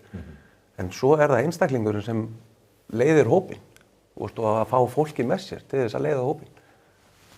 Og þar koma í rauninni leiðtogahefileika mínir vel á notum fyrir bæjarfélagið. En í gegnum þessar sviptingar sem hafa orðið, við þekkjum COVID og það hrun Váer og það brotthvarf hersins áratug fyrr, fjármál sveitarfélagsins hafa oft verið fréttaefni og menn hafa verið að berjast við að halda þessu undir skuldaviðmiðum að lögum og það hefur ekki alltaf tekist og félagið hefur lent í gjörgæslu ríkisvaldsins. Maður fékk á tilfinninguna svona fyrirhluta þessa kjörtímabils að þetta horfði rétt átt en núna blikkar rauð ljós mjög víða. Peningarnir í kassanum eru búnir hjá sveitarfélaginu. Þetta mjög skrítið staða. Þetta ótrúlega furðulegt að við skulum vera komið þangað í rauninni. Af hverju? Ég held að það sé út af forgangsröðun fjármuna og hvernig þú heldur á rekstrinum og út af þeirri miklu uppbyggingu af því að Suðurnesin mjög seglukend öll sömul og þau eru vön að takast á þessar stóru áskoranir og þannig að við kunnum að lenda á fótunum og byggja okkur upp aftur og það sem að sveitarfélagið hefur notið góðs af þessum innviðum sem voru byggðir fyrir álveru, fyrir kísilveru og allt þetta og til þess að bærin geti stækkað. Þannig að tekjur bæjarins hafa aukist töluvert. Það ekki mikill tekjuvandi hjá Reykjanesbæ. Heldur það hvernig þú stýrir fjármagninu, hvernig þú hegðar rekstrinu, þannig að ábyrgari rekstur og skynsamlegri forgangsröðun, þá Reykjanesbær í mjög sterkri stöðu. Hvað hefur verið gert, hvaða stóru dæmi getur þú nefnt ranga forgangsröðun? Það til dæmis hvernig framkvæmdum hagað, hvernig staðið að framkvæmdum og áætlanagerð í því. Og núna þau til dæmis að verið að gera við skóla sem hefði ekki verið viðhaldið og mikluðu þessuna, þannig að þeir lendi mjög fjárfreku viðhaldi á þeim og í miðju ferli á því þá tekið 750 milljóna lán til þess að gera við bæjarskrifstofuna, eða eina ómikla húsnæði bæjarins. Og það hægir á framkvæmdunum í skólunum, það eru byggð hér flottir skólar sem að það hefði verið nóg að byggja ódýrara og fara þannig betur með fjármagni en fá sama eða jafnvel praktískara notagildi. Þannig að það nú bara svona hluti af dæminu og svo það líka hvernig við komum fram við íþróttafélagin og tómstundirnar í bænum eða þú myndir forgangsraðans meiri fjármunum þangað að það mun svolítið bæta bæjarbræðin og bestu forvarnirnar og svolítið að sameina bæinn og það mun þá draga úr kostnaði og öðru annar staðar. Þannig að það fullt af leiðum til þess að gagvart í hvernig bæjarfélagið fer með fjármagn. Þá sýnir það smá vanvirðingu fyrir skattpeningum okkar íbúana. Og það bara hvert dæmi sem rekur annað. Það sem farið bara langt fram yfir áætlanir, kostnaðaráætlanir í framkvæmdum, opinberum framkvæmdum. Og þetta einskorðast að sjálfsögðu ekkert bara við Reykjanesbæ. Þetta einskorðast bara við opinber fyrirtæki og sveitarfélög og ríki. Og það eitthvað sem virkilega að í hvernig ákvarðanatökur og áætlanagerð háttað. Sérstaklega sveitarfélög sem sjálfstæðisflokkurinn rekur ekki. Já, fyrir utan það. Það sé algengara, Já. það halda því fram. Já, það er algengara, það er sko. Og þarna má klálega gera betur og ég meina, er ekki rekstur sveitarfélaga meira og minna 90% pluss lögbundin? Þannig að það er rosa lítið svigrúm sem þú hefur eftir til að gera það sem að þú vilt raunverulega gera. Hlúa að íþróttafélögunum, byggja leikskóla, borga leikskólakennurum betri laun sem dæmi. Ekki lögbundin rekstur. Ætla verði lögbundin kannski í lok árs. Akkurat, ég veit það ekki. en með öflugra atvinnulífi þá stækkar kakan sko. Og þá er þetta að gera meira. Algjörlega. Hvað sér þú? Ert þú sammálaði að reisa ódýrari skólabyggingar? Við erum náttúrulega með Stapaskóla sem hefur farið bara langt umfram kostnaðaráætlun, langt umfram sko. Og sama má í rauninni segja með, ég var nú skólastjórnandi í Holtaskóla, en maður var vel innviklaður í þær breytingar sem þurfti að fara að taka, sem þurfti að gera þar, þar sem skólinn var bara mjög illa farinn og, og veikindi meðal kennara og nemanda sem að maður var óhræddur við að stíga inn í og takast á við. Þannig að jú, við þurfum að hafa, en svo aftur, hvaða leið ætlum við að fara í þessu? Og ég sé alveg fyrir mér að við tökum samtalið við sviðsstjóran okkar. Hvað er það sem hvað er nauðsynlegt að hafa bara samkvæmt lögum og reglum og hvað er svona good to have, hvað er svona gott að hafa í bæjarfélaginu og hvað er good to have sem má missa sín. Það er í rauninni, ég held að það sé svolítið kjarninn líka hjá okkur og kannski líka af reynslunni sem maður hefur úr Holtaskóla er að svona eftirlitið hjá okkur út af þið farið báðir í þetta með að við förum langt umfram fjárheimildir í þessum framkvæmdum hjá okkur vantar eitthvað upp, ég er ekki að segja að vanti en vantar mögulega eitthvað upp á eftirlitið bara hjá okkur til þess að halda þetta í skefjum sko. Ég meina vanalega allan ef kannski við erum að taka til heima hjá okkur þá reiknar maður að þetta framkvæmd kosti 1 milljón og þá reiknar maður kannski auka 20% sem er kannski eðlilegur umfram en nú erum við að tala langt umfram þær heimildir sko. En þú nefnir bara að því að þú nefnir Stapaskóla sem er örugglega einn af dýrari grunnskólum landsins. Sá dýrasti? Já, er það ekki? Jú, ég myndi segja. En að samaskapi er hann svo flottasti. Já. Og við erum ekki að fara að losa okkur við Stapaskólu úr þessu. Þannig að, og við erum að tala upp sveitarfélagið okkar og Innri-Njarðvík þar sem að Stapaskóli er staðsettur. Bara 25 mínútum frá höfuðborgarsvæðinu og 2-faldir Reykjanesbraut alla leið í dag. Þetta er náttúrulega orðið aðdráttarafl fyrir sveitarfélagið í dag. Og að sjálfsögðu að nýta okkur það. Flottasti skólinn á landinu. Það er ekki að tala eins og að því að þetta séu mikið til lögbundin verkefna þá sé ekki hægt að hagræða en þú nefnir það er hægt að forgangsraða og fara hún í kjölinn á málunum.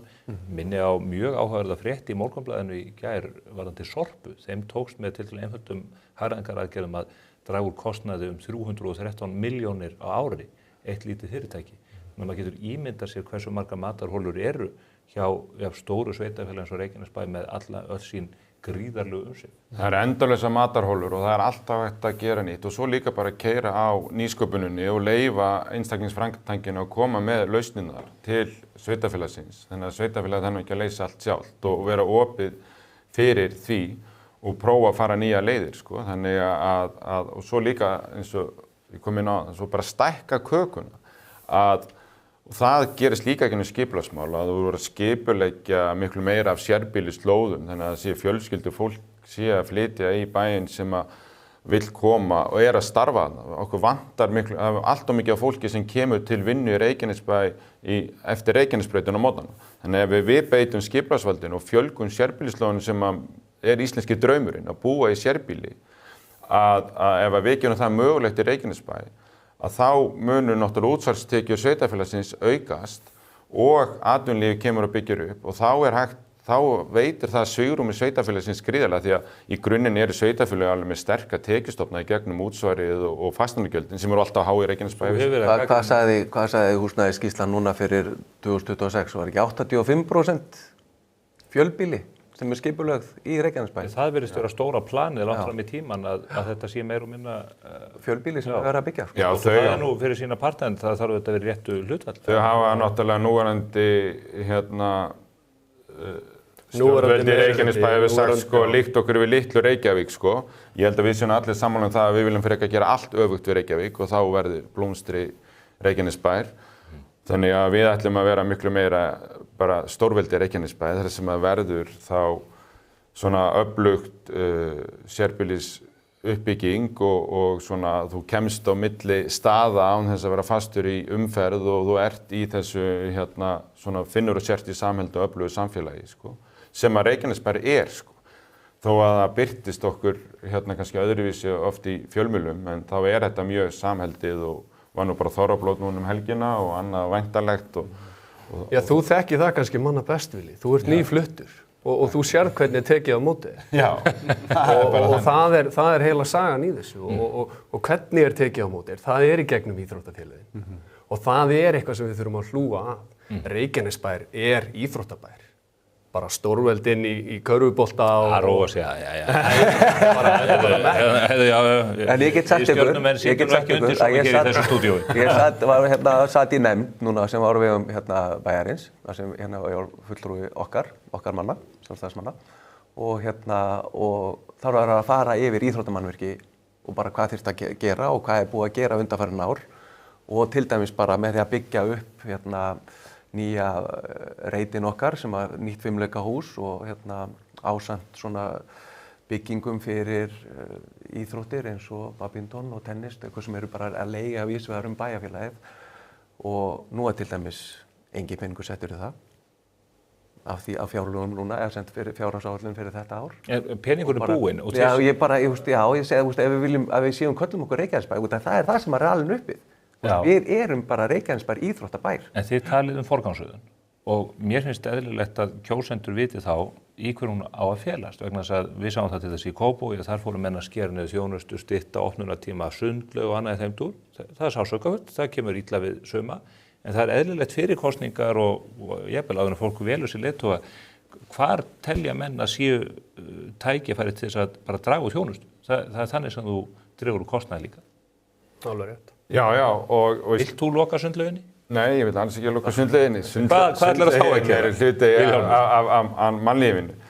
Og það líka, og það er nýbúið að birta tölur einmitt hvað stjórnunarkostnaður og annað er hár hjá Reykjanesbæ með við mörg önnur sveitarfélög, en kannski ekki endilega svo hæsti. Já, þriðji hæsti á stórhöfuðborgarsvæðinu. Þannig að... 45.000 per íbúa, það er svolítið kostnaður. Sko. Svo þetta líka að þú getur aukið þjónustuna með því að færa til kostnaðinn innan sveitarfélagsins. Sjálfstæðismenn í Árborg gerðu á sínum tíma, þeir bara minnkuðu eitt yfirstjórnunarlag og breyttu því í leikskólakennara.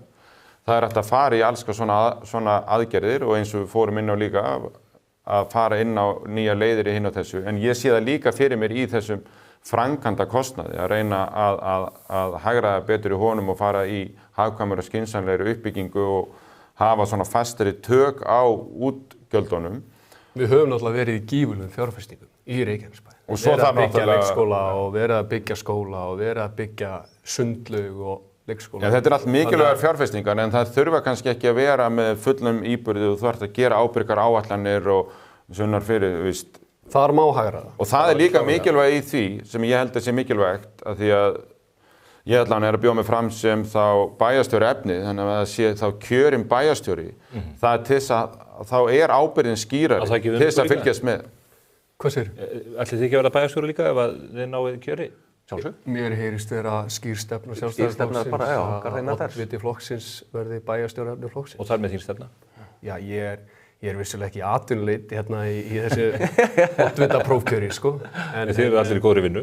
En ég meir en tilbúin til að valda því starfi. Fái ég kjör til þess, engin spurning. Leikskólamálin hafa verið nefnt. Við horfum á mjög mismunandi stöðu hér á höfuðborgarsvæðinu. Maður lappar bara yfir eina götu og í öðru sveitarfélaginu ástandið verulega gott. Já, betra en allavega í Reykjavík. Þegar maður skoðar fréttaflutning af ástandinu í Reykjanesbæ þá svitnar maður bara á efriverðinni. Það virðist ekki hafa tekist að ná tökum á því. Hvað veldur því? Leikskólarnir eru almennt mjög góðir. Það misjafnt eftir leikskólum í Reykjanesbæ hvað er mikið af fagmenntuðu starfsfólki. Það er löng bið eftir að koma af stað. En það er stóra vandamáli, það er biðin. Og þannig að það eru margar lausnir sem að einmitt sveitarfélagi undir forystu Sjálfstæðisflokksins víð land. Það er mest talað Kópavog en það er alveg Hafnarfjörður, Akureyri og Selfoss og fleiri staðir búin að vera að gera mjög góðar breytingar. Þannig að það... Hefur það ekki verið reynt hjá ykkur? Nei, það hefur ekki verið reynt í nógu stórum mæli og það er lengsti biðlistinn, 24 til 30 mánuðir, og bara fyrir undirbúa fermingarveisluna þegar barnið kemst inn á Þessi mál leysast að sjálfu sér þegar börnin fara af leikskóla. Já, akkurat, en þannig að það er margt hægt að gera og það er til dæmis að gera starfsumhverfið þannig að menntað starfsfólk vill koma þarna inn á leikskólan. Það er hægt að gera ýmsan hvata fyrir foreldrana. Þannig að einhverju leyti ef það hendi að þá styttu vistunartíman og þá tekst betur að manna leikskólana. Svo er bara starfsaðstæður. Kópavogsmódelið með því? Já, það er alltaf að tala Kópavogsmódelið en Hafnarfjörður gerir mjög svipaða hluti en gerir það aðeins öðruvísi. Þannig bara hvað hendar að því að ef þú í Kópavogsmódelinu þá hækkar aðeins kostnaðurinn umfram en meðan í Hafnarfjörði hann svipaður. Þannig að við þurfum bara að ræða hvora leiðinu við förum í því. Það er að gera hvetja núverandi starfsfólk til náms og hjálpa því til náms og þá fjölgar fagfólkinu inni og það er minni starfsmannavelta hjá því. Þannig að það er líka starfsaðstæðurnar. Einn leikskólinn er bara í gámabyggð sem að gámar eru oft mjög góðir og allt það. En þegar að gólfin eru köld og þetta eru gamlir úrelti gámar og fá ekki áheyrn sveitafélagsins, þá náttúrulega vill ekki starfsfólki koma þarna. Er það þannig hjá ykkur? Það er þannig í Stapa leikskólanum. Þannig að það er margt svona sem er ekki stór. Þetta er bara fjárfesting að hafa leikskólan í lagi og einu sinni fekk ég nú frænda minn sem var þáverandi framkvæmdastjóri Samtaka atvinnulífsins að tala hvað getur sveitarstjórnarstigið gert til þess að styðja atvinnulífið. Hann talaði leikskólamál allan tíman. Að því að foreldrarnir vilja koma börnunum í öruggt skjól og meðan þau mæta til vinnu og ef þau geta það ekki þá hefur ekki fyrirtækið starfsfólkið sér. Þetta er úr atvinnuþátttöku. Já. Hvað segir skólamaðurinn þetta? Aftur, það hitinn er á þér. Já, í þessu. Sko, við erum, í fyrsta lagi erum náttúrulega með frábæra leikskóla og frábært starfsfólk. Það er staðreynd. Þú manst söguna og ég minnist þess, besti spítalinn sá það sem voru engir sjúklingar. Við erum að horfa á vandamáli. Já. Fagfólkið, þetta er alveg rétt að vilja. Okkur vantar fagfólk. Og þetta er ekki spurning neitt annað. Þetta er spurning hvernig við fáum fagfólk til þess að flytja til Reykjanesbæjar. Það eru nú þegar styrkir til einstaklingar sem eru í og starfa í leikskólum á vegum Reykjanesbæjar til þess að fjármagna í nám bæði í leikskólum og grunnskólum. Þannig að spurning hvort það mætti gera enn betur þar til þess að fjölga í. En enn og aftur, hvað eru við að gera til þess að leita að menntuðu fólki? Mættu við gera hlutin einhvern veginn öðruvísi? Akkur eru við kannski ekki bara í samstarfi við Háskóla Íslands eða Háskólann á Akureyri? Akkur getur við fundið einhverja leið þar sem við bara bjóðum fólk velkomið. Við nægt húsnæði, getur við eins og var hugmyndin með Keili hér árið að búa til svona háskóla samfélag. Væri hægt að fara einhverja svona leið til þess að fá fagfólki til okkar. Það er vandamálið. Það er að fá fagfólki inn til okkar. Hvernig líst þér á þetta Kópavogsmódel sem að Vilhjálmur vill ekki? Hann vill bara Reykjanesbæjar. Svo ritari Sjálfstæðisflokksins segir það, hann að hæla upp bæjarstjórnum. Ég held að besta lausnin fyrir okkur er að við sitjumst niður og finnum okkar eigið módel. Jú, að sjálfsagt sem maður gerir held ég bara eðlilega. Maður tekur kannski smá héðan og smá héðan, eins og hann nefnir Kópavog og Hafnarfjörð og Akureyri, við bara taka eitthvað smá út en búum til okkar eigið módel sem við erum stolt af.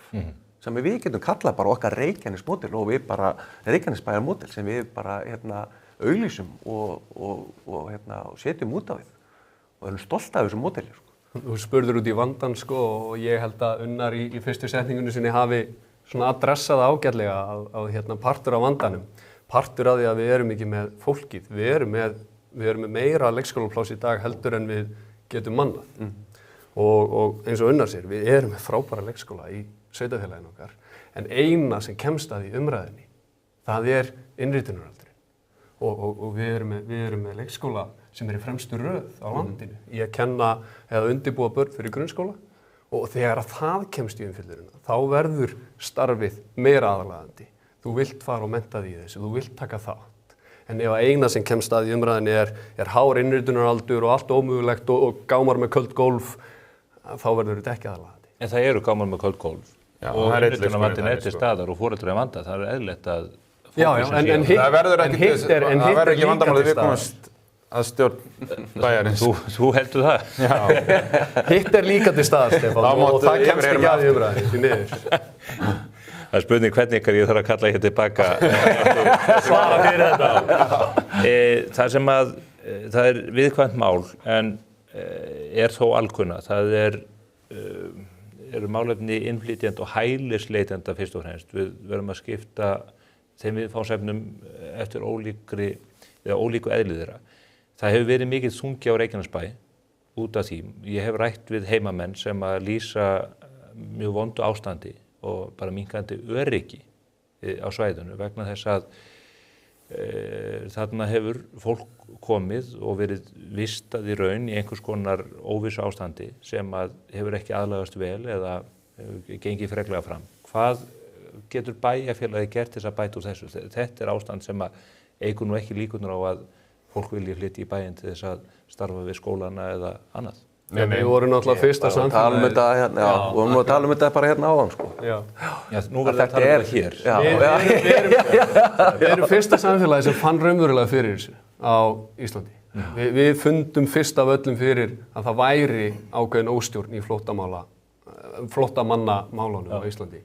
En á samaskapi erum við líka að finna fyrir því núna hversu gífurleg fækkun hefur orðið á þeim bara á síðastliðnu ári. Unnar þekkir þetta kannski manna best úr skólanum sínum upp á Ásbrú. Þegar ég tek við Háleituskóla, þá eru ef á rétt rúmlega 100 nemendur sem eru án kennitölu. Í dag eru þau rétt rúmlega 10. Sko.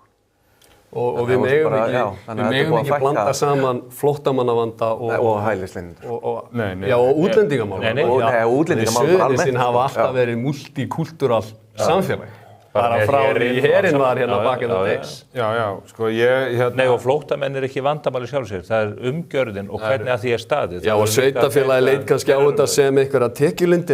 Ég átta mikið á því, en við verðum að koma í veg fyrir að þetta ófremdar ástand komist aftur upp. En þannig að nú er þetta stjórnvöld sem að vilja að berjast við í þinginu, þau eru að taka á þessu vanda. Já, lagði vil ekki grunninn að þessu.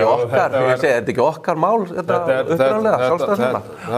Þetta var stoppað löngu áður en þessi stjórnvöld komu, en við erum bara að sjá árangurinn af því núna eins og Unnar nefnir að það bara er búið að snarfækka í Reykjanesbæ hælisleitendum sem eru í búsetuúrræðum þar.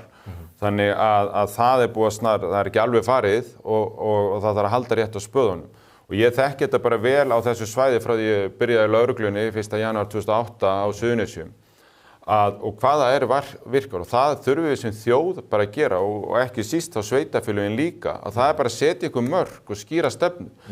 Og ég man eftir því þegar ég var nýbyrjað í lögreglunni á Suðurnesjum að það voru svo fáir hælisleitendur að koma að við gátum bara sett skýr mörk. Heyrðu, þú fer bara í skoðun á landamærum og ég flutti sjálfur 2 hælisleitendur til Pristína í Albaníu.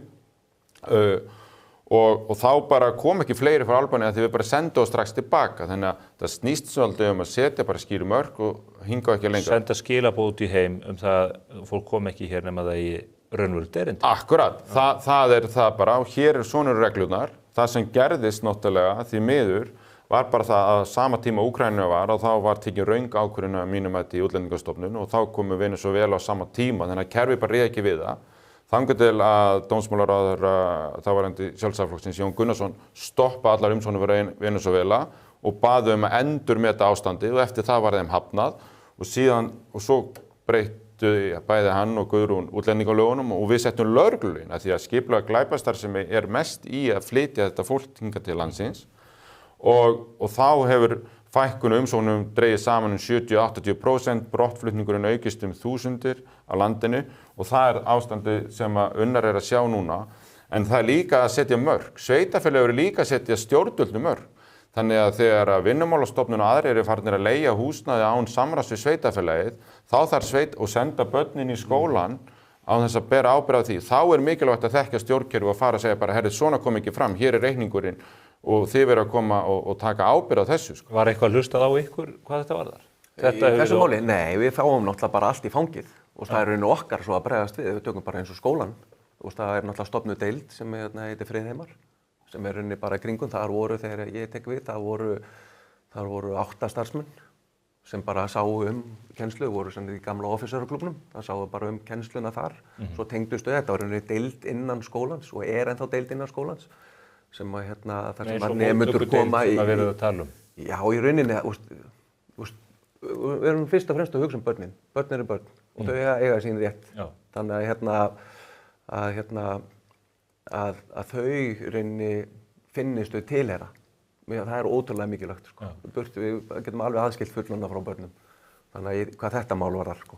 Þannig að mikilvægt að eins og hjá okkur á stofnuð deild, þar sem að þau eru rauninni hluti af skólanum, koma til okkar í list- og verkgreinar og íþróttir og sund og borða með nemyndum og koma svo hægt og rólega inn í skólan og aðlagast, sko, sem hefur tekist einstaklega vel.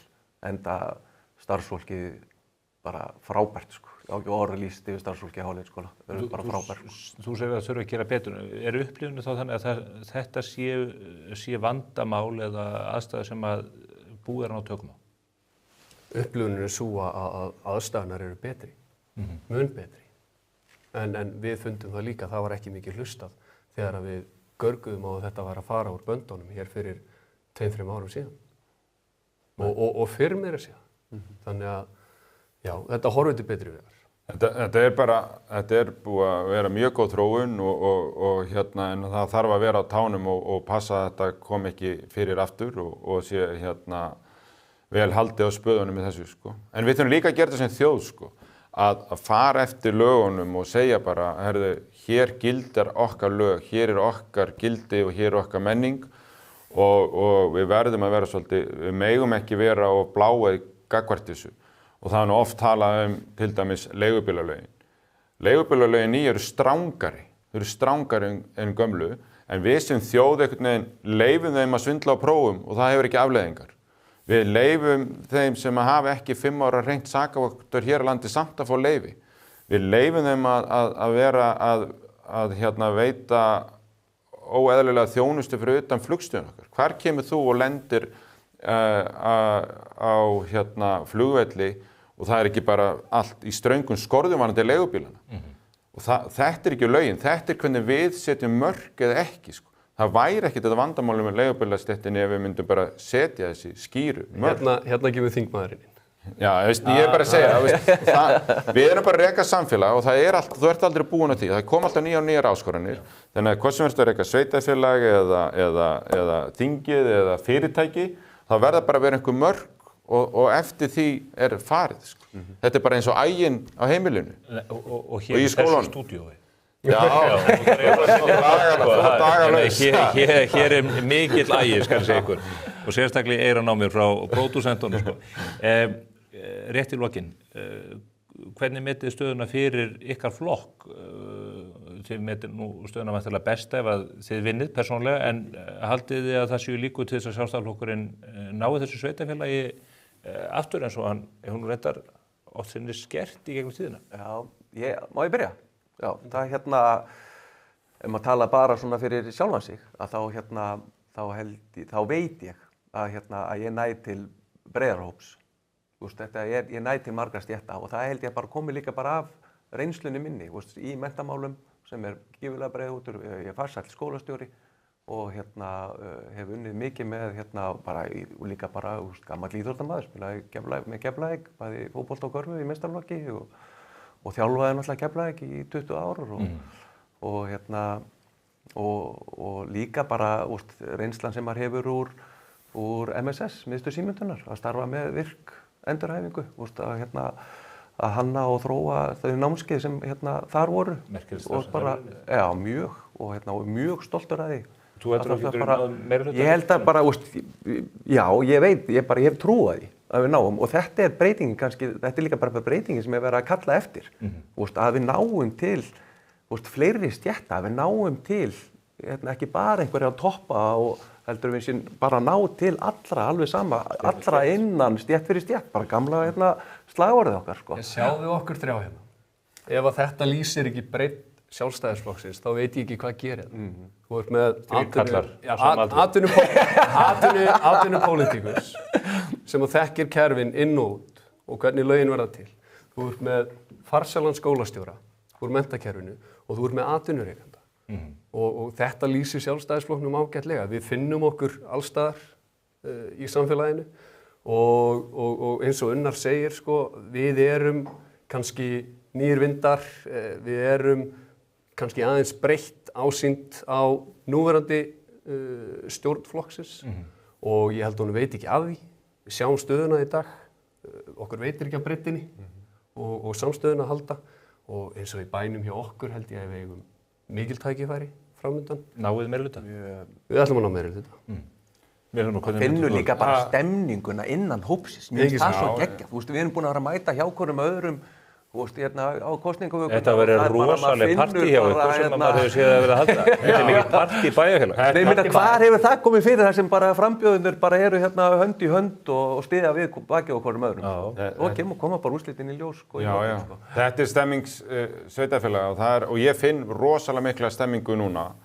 Og alveg frá því ég stofnaði hann mitt fyrsta fyrirtæki í Skagafirði 16 ára gamall og rak það svo alveg inn í Hafnarfjörð þannig að ég seldi það 2008 að þá þegar ég fór yfir í lögregluna og lögreglan er samt búin að vera minn mesti skóli í mínum stjórnmálaferli af því að þá þekkiru svo samfélagið frá svo mörgum sjónarmiðum og svo hefur þetta verið mjög dýrmætt núna þessi 13 ára á þinginu til þess að kynnast öllu stjórnkerfinu og samfélaginu á Suðurnesjum en dýpra þannig að og bara núna í samtölunum að maður finnur þetta mikla ákall breytingar eins og þú ert að tala þessi boð sem við vorum að hafa.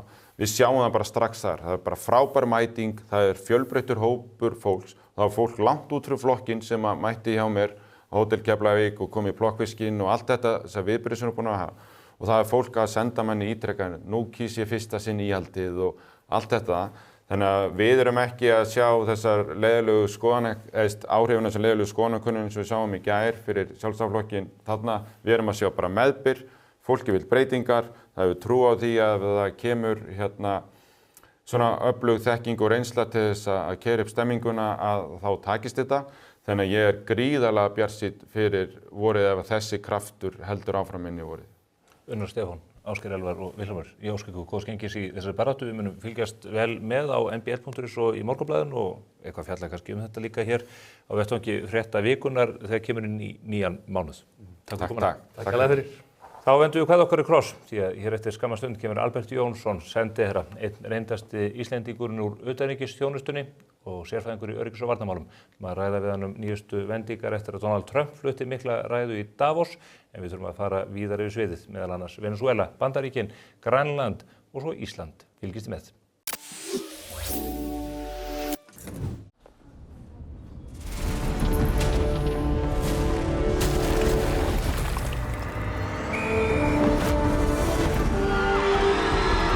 Hvern langar þig að hitta í dag? Pennin Eymundsson. Ekki gjalda fyrir útgjöldin. Cardio. Einfaldari útgjöld. Vantar þig bílavarahluti? Á Poulsen.is finnur þú bílavarahlutina út frá bílnúmeri. Velur viðeigandi varahluti og pantar. Við sendum allt land. Poulsen.is.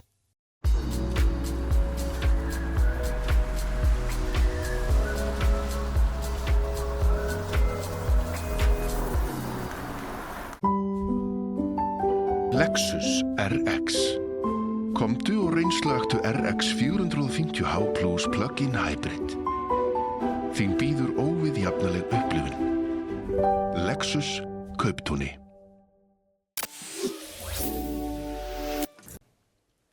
Komið sæla nýju. Við þökkum félagunum úr Reykjanesbæ fyrir þeirra ágættu yfirferð. Spennandi barátta framundan hjá þeim mánaðamótin komandi. Hingað hins vegar kominn Albert Jónsson, fyrrverandi sendiherra og sérfræðingur í öryggis- og varnarmálum. Það margt að ræða á því sviði og því mikil ástæða til þess að hveðan hingað á þennan vettvang. Bless Albert. Sækert. Það þetta endalaust að taka þessa dagana eins og stóra miklu hlaðborði, en mér langar kannski til þess að hefja okkar tal í ljósi ummæla sem að forsætisráðherra Kristrún Frostadóttir lét núna falla það að nú væru Evrópumálin komin á dagskrá.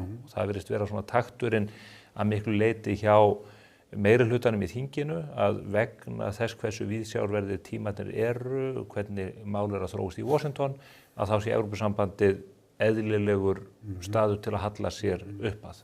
Hvernig horfir þetta við þér? Já, náttúrulega legið fyrir að það kæmi að nýrri umræðu Evrópustefnuna og spurningin aðild að Evrópusambandinu. Reyndar berða á að bera öðruvísi aðeins síðast og fara með þetta í þjóðaratkvæði sem kallar auðvitað á að menn velti fyrir sig hvernig eigi að standa að því og ég hef skrifað það nú þegar á minni bloggsíðu og lagt áherslu á að það verði þá upplýst umræða og ég hef talið umræðuna að verði í skötulíki hingað til. Og sko þetta náttúrulega þá kemur upp spurningin stöðu Íslands sem nú reyndar oft dálítið klísja sko, ræða stöðu Íslands en sko fyrir mér sem ég skoða þessi mál og stúderað og skrifaði þetta í mörg ár að það fyrsta í stöðu Íslands þegar kemur að Evrópumálunum að Ísland eitt af auðugustu samfélögum í heimi. Í öðru lagi þá finnst mér að gera samanburð á okkar þá á Íslandi sem umsóknarríki, sem við förum alveg þá leið, við sem alveg umsóknarríki, og spyrja hin umsóknarríki. Sko, eftir kalda stríðið þá kom biðröð inn í Evrópusambandið, reyndar inn í NATO líka.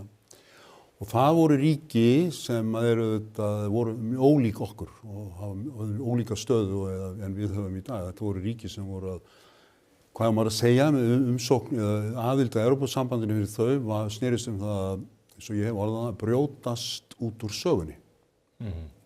Og hvaða saga var það? Það var áratuga undirokun og kúgun á áhrifasvæði Sovétríkjanna.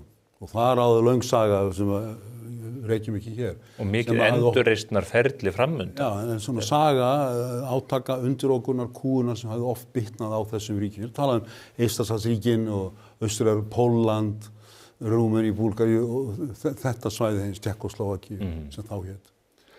Og í öðru lagi þá litið á Evrópusambandið sem leið úr fátækt, þetta voru fátækríki, illa farin eftir áratuga kommuníska hagstjórn eða óstjórn og þetta var líka sko leið þessara ríkja þá fá hjálp til að komast til lýðræðis og réttarríkis.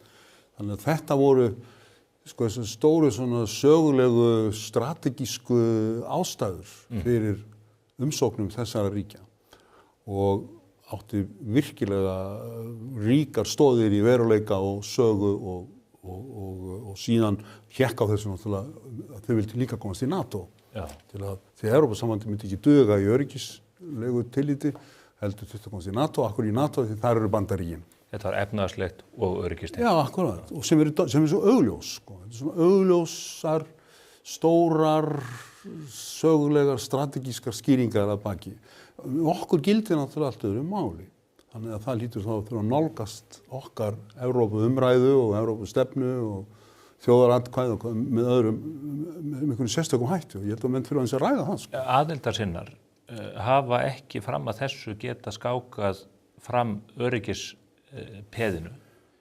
Það hefur alltaf verið á efnahagslegum forsendum sem að menn hafa rætt mögulega eingöngu mikilvæg evrunar, lægri vextur annað þeim túr. Nú öll áherslan öryggismegin. Já, en allavega farið að nefna það líka ásamt evrunni og vöxtunum. Það hafa málsmetandi Evrópusinnar verið að segja bara síðustu dag eftir ræðun í Davos og Granaðsmálin að það ekkert hald í öryggi gagnvart Bandaríkjunum. Eina haldareipið er Evrópusambandið. Já, en sko munurinn okkur á þessum umsóknarríkjum sem ég var að nefna, sem komið til sögu eftir kalda stríðið, hann er náttúrulega mjög afgerandi. Við erum ekki að leita að öryggi. Þú ert að nefna það, ég held að við höfum nú búin ennþá við mikið öryggi, hernaðarlegt öryggi og við erum eitt af ríkustu samfélögum í heimi, þannig að við erum ekki að leita að einhverju leið út úr fátækt eða efnahagslegum þrengingum og við erum lýðræðis og réttarríki, ég held að séu sammála um það, þannig að þá snýst þetta eitthvað annað. Og hvað er það? Já, og svo ég oft vil ég segja, sko, maður er að reyna að nálgast veruleika og hluti í gegnum grundvallarspurningar, hver eru grundvallaratriðin, reyna átt sér á því. Og ein grundvallarspurning er náttúrulega af hverju þurfum við að fara í Evrópusambandið. Og þá kemur næsta, getum við bætt lífskjör á Íslandi enn frekar, verða enn ríkari en við erum með því að fara í Evrópusambandið, það er hugsanlegt. Og það þarf bara að ræða það og útskýra það fyrir almenning, fyrir kjósendum sko, sem er að mæta í þetta þjóðaratkvæði, ég er að tala um þá.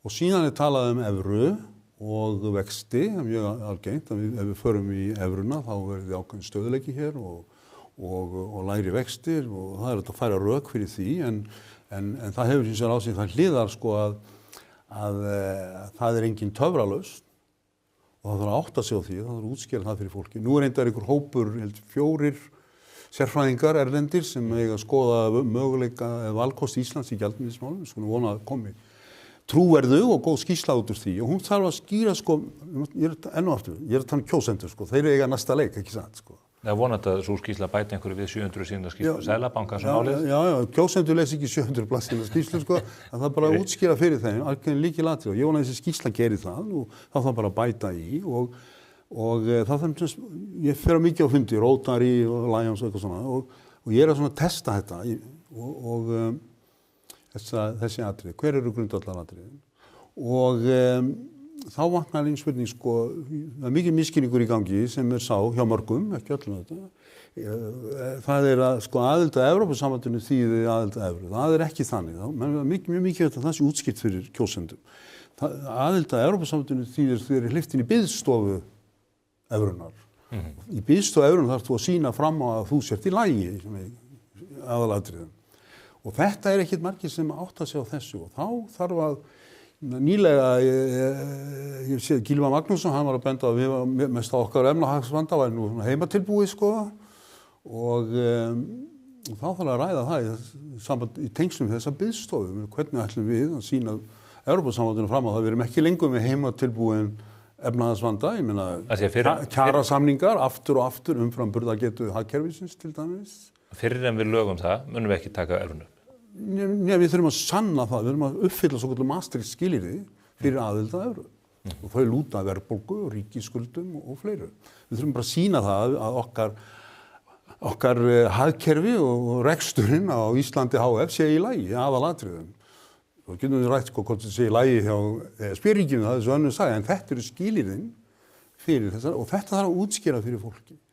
Og það þarf náttúrulega að ræða það áhrif þá á ríkisútgjöld og kjarasamninga og kröfur og meiri kaupmátt og allt þetta og það þarf bara að tala um þetta hreint út.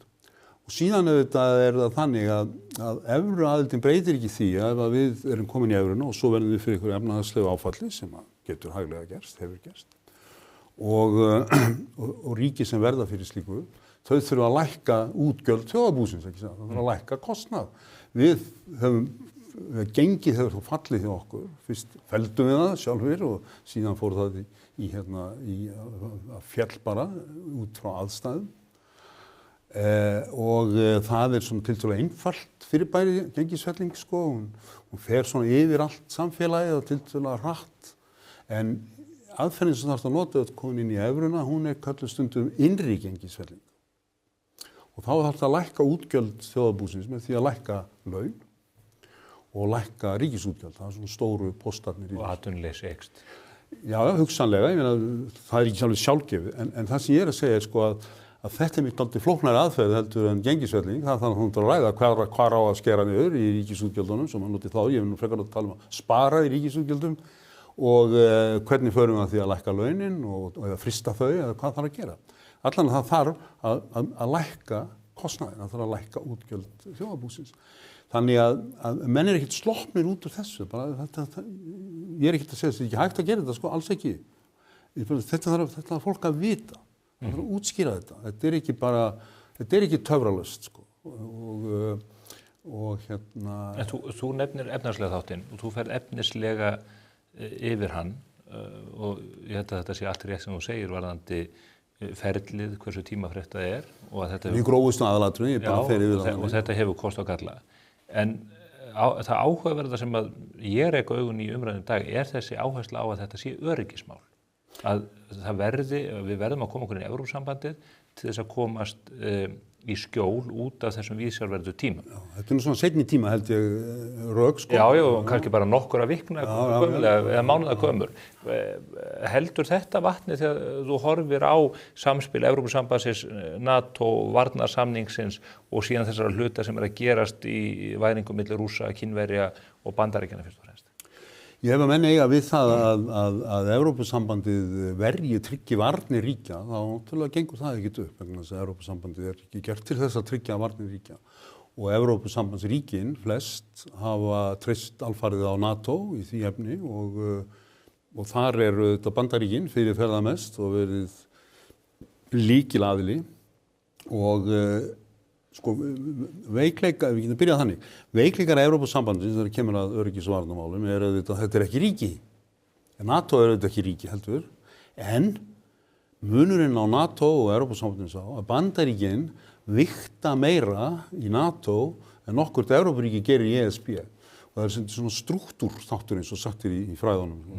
Og þannig að vegna þess þunga sem fylgir Bandaríkjunum í gegnum þetta samstarf sem er áratuga gamalt, að þá hefur náðst í gegn ákvarðanir. Ég var einhvern leiðtogafundi þegar allt var í óefni í Kosovo í stríðinu fyrir Júgóslavíu og það var fyrsti leiðtogafundur sem Clinton forseti kom á. Og það var bara beinlínis beðið eftir Bandaríkjaforseta. Og svo kom hann og sagði við gerum þetta. Ég einfalda þetta en þetta er dýnamíkin og þetta hann ákvað þetta. Já, þess vegna virkaði NATO þó að NATO sé ekki ríki frekar en Evrópusambandið, skilurðu. Þannig að þetta er svona strúktúrþáttur. Í Evrópusambandið þetta ekki ríki, kannski verður það einhvern tímann, margir efast það og meiri ástæðin áður til efast vegna þess að það er mikil óeining í Evrópusambandinu, meðan út á Úkraínu og veikleikar. Bretar gengnir út. Og Bretar gengnir út. Já, en þeir nú til í að vera í varnaröryggismála samvinnu sko áfram. En þannig að Evrópusambandið tryggir ekki varnir Íslands. Það bara ekkert flókið, það þarf ekki að ræða það. Svo getum við farið út í hernaðargetu Evrópusambandsins, hvað það varðar að verja eyju út í Atlantshafi og þau hafa það bara ekki. Það kostar ekki bara orrustuþotur, það er eldsneytisþotur og það eru birgðaflutningaþotur og það er fullt af hlutum. Ég skrifaði bók 1987 Keflavíkurherstöðina og liðsauka áætlanir sem þá vorum að senda liðsauka og búnað og flugvélar ef að stemdi í þriðju heimsstyrjöldina og það er alveg rosa stórt plan og kallar á hergögn og birgðagetu og flutningagetu sem Evrópusambandið hefur ekki og ætlar ekki að hafa. Þannig að þetta er bara ekki aktúelt mál að við getum leitað til Evrópusambandsins með varnir Íslands, hervarnir Íslands. Er NATO eitthvað án Bandaríkjanna? Já, það eftir að koma í ljós. Það er nú ein áhrifin af Úkraínustríðinu er að það er komið í kjöltuna á Evrópuríkjum NATO. Þau eru að taka upp sig í þessum málum, við erum búin að vanrækja þessi mál í áratugi. Þar á meðal eftir hernám Krímar 2014, það gerði ekki neitt, rétt að byrja núna, mörgum árum síðar. Úkraínustríðið byrjaði ekki 2022, það byrjaði 2014. Og þannig að þeir eru bara að eiga gífurlegt verk óunnið, en þeir hafa afl til að gera það, en spurningin er viljinn til staðar og hann virðist vera að birtast að einhverju marki, en þetta er ekki það sem varnir Íslands myndu kalla, þetta er allt annað mál. Fyrir utan það sem ég er að tala um að taka við Úkraínu og svona öryggi í Evrópu á heildina litið, það er eitthvað sem tekur mörg ár. Við erum í NATO, stofnaðilar NATO 1949, svo erum við með varnarsamningi frá 1951. Getur útskýrt að mannamáli fyrir okkur mun á þessu? Einhverjum myndi segja að við erum í NATO, þá höfum við 5. greinina ef okkur er ráðist, þá er það árás á öll hin ríkin. Hvað gefur varnarsamningurinn okkur meira heldur en vörnin sem felst í NATO-aðildi? Hann gefur okkur skuldbindingu Bandaríkjanna. En er 5. greinin ekki skuldbinding? 5. greinin er ekki hörð skuldbinding, nei, hún er, ég mun skoða málið ef að eitthvað gerist. Hún er bara bókstaflega þannig, ég held í raunveruleikanum væri hún skuldbinding og það hefur reynt á hann einu sinni, það var eftir árásina á Bandaríkin 2001 og þá stóðu NATO-ríkin svo sannarlega með Bandaríkjunum og stóðu við 5. greinina og svo í framhaldinu mörg þeirra sendu herlið til Afganistan. Ísland lýsti því yfir á þeim tíma að árásin á Tvíburaturnum og Washington hefði líka verið árás á Ísland. Já. Þannig að hún virkar, ég er ekki að segja það, en Varnarsamningurinn náttúrulega er öflugri. Það beinlínis taka Bandaríkin að sér varnir Íslands, að ósk NATO, notabene, í þessari sögu allri. En þau taka að sér varnirnar. Í öðru lagi þá var nú búið þannig hnútan að hér væru bandaríski ríkisborgarar, þannig að þeir sem eru fyrstir fyrir árásinni, það væru bandaríkjamenn, skiljum við. Og það breytir dýnamíkinn? Já, það tryggir það að bandaríki hér kemur, ekki satt. En það er engin ástæða til að efast það. En þannig að varnarsamningurinn er auðvitað miklu meiri skuldbinding en felst í NATO-sáttmálanum. Þó ég bara til að ítreka það, að þegar þetta eina skipt sem reyndi á hann, þá stóðst hann. Þannig að þessi varnarsamningur, hann er algjört grundvallar atriði í varnarstefnu Íslands? Já, hann er náttúrulega líka samningur við eina ríkið í heiminu sem gæti tekið að sér varnirnar og séð okkur fyrir því sem þarf til að verja landið. Það er reyndar, við erum að tala um varnir Keflavíkurflugvallar fyrst og fremst, við förum mjög hratt út í tæknilega atriði en Bandaríkin eru þetta stórveldið á Norður-Atlantshafi og síðan náttúrulega stórveldi verðandi á norðurslóðum sem er svæði sem skiptir okkur sífellt meira máli. Þar sem að í opinberum pappírum Bandaríkjanna segir að Íslandi felist aðkomuleið, á ensku er það gateway, til norðurslóða. Nú getur það breyst eitthvað hnikast til með Grænland, en maður hefur séð í alþjóðlegum fjölmiðlum, Economist núna síðast, að greina það hvernig vestrið hefur vanrækt norðurslóðir og hvernig Rússar hafa hnyklað vöðvana og eru með ótrúlega sterka stöðu þar með norðurflota sinn og annað í þeim dúr. Hvernig horfir þessi bægslagangur Trumps gagnvart Grænlandi við þér? Hvað er forseti Bandaríkjanna að fara með þessu öllu saman? Já, góð spurning. Ég nú vil að fjalla þetta, en rökin sem hann hefur fært fram, þau halda ekki. Það er ekki flóknar en það. Kínverjar og Rússar eru ekki í Grænlandi og eru hvergi nálægt Grænlandi einu sinni. Þeir eru ekki einu sinni nálægt okkur lengur, Rússarnir, ekki sést hérna herskip, herflugvélar í núna í nokkur ár, neinst nálægt okkur. Síðan þetta með málmana, mörg ár hafa Grænlendingar reynt að fá amerísk fyrirtæki til að koma til Grænlands og vinna málma, en þau vil ekki koma vegna það er svo dýrt að vinna málma í Grænlandi.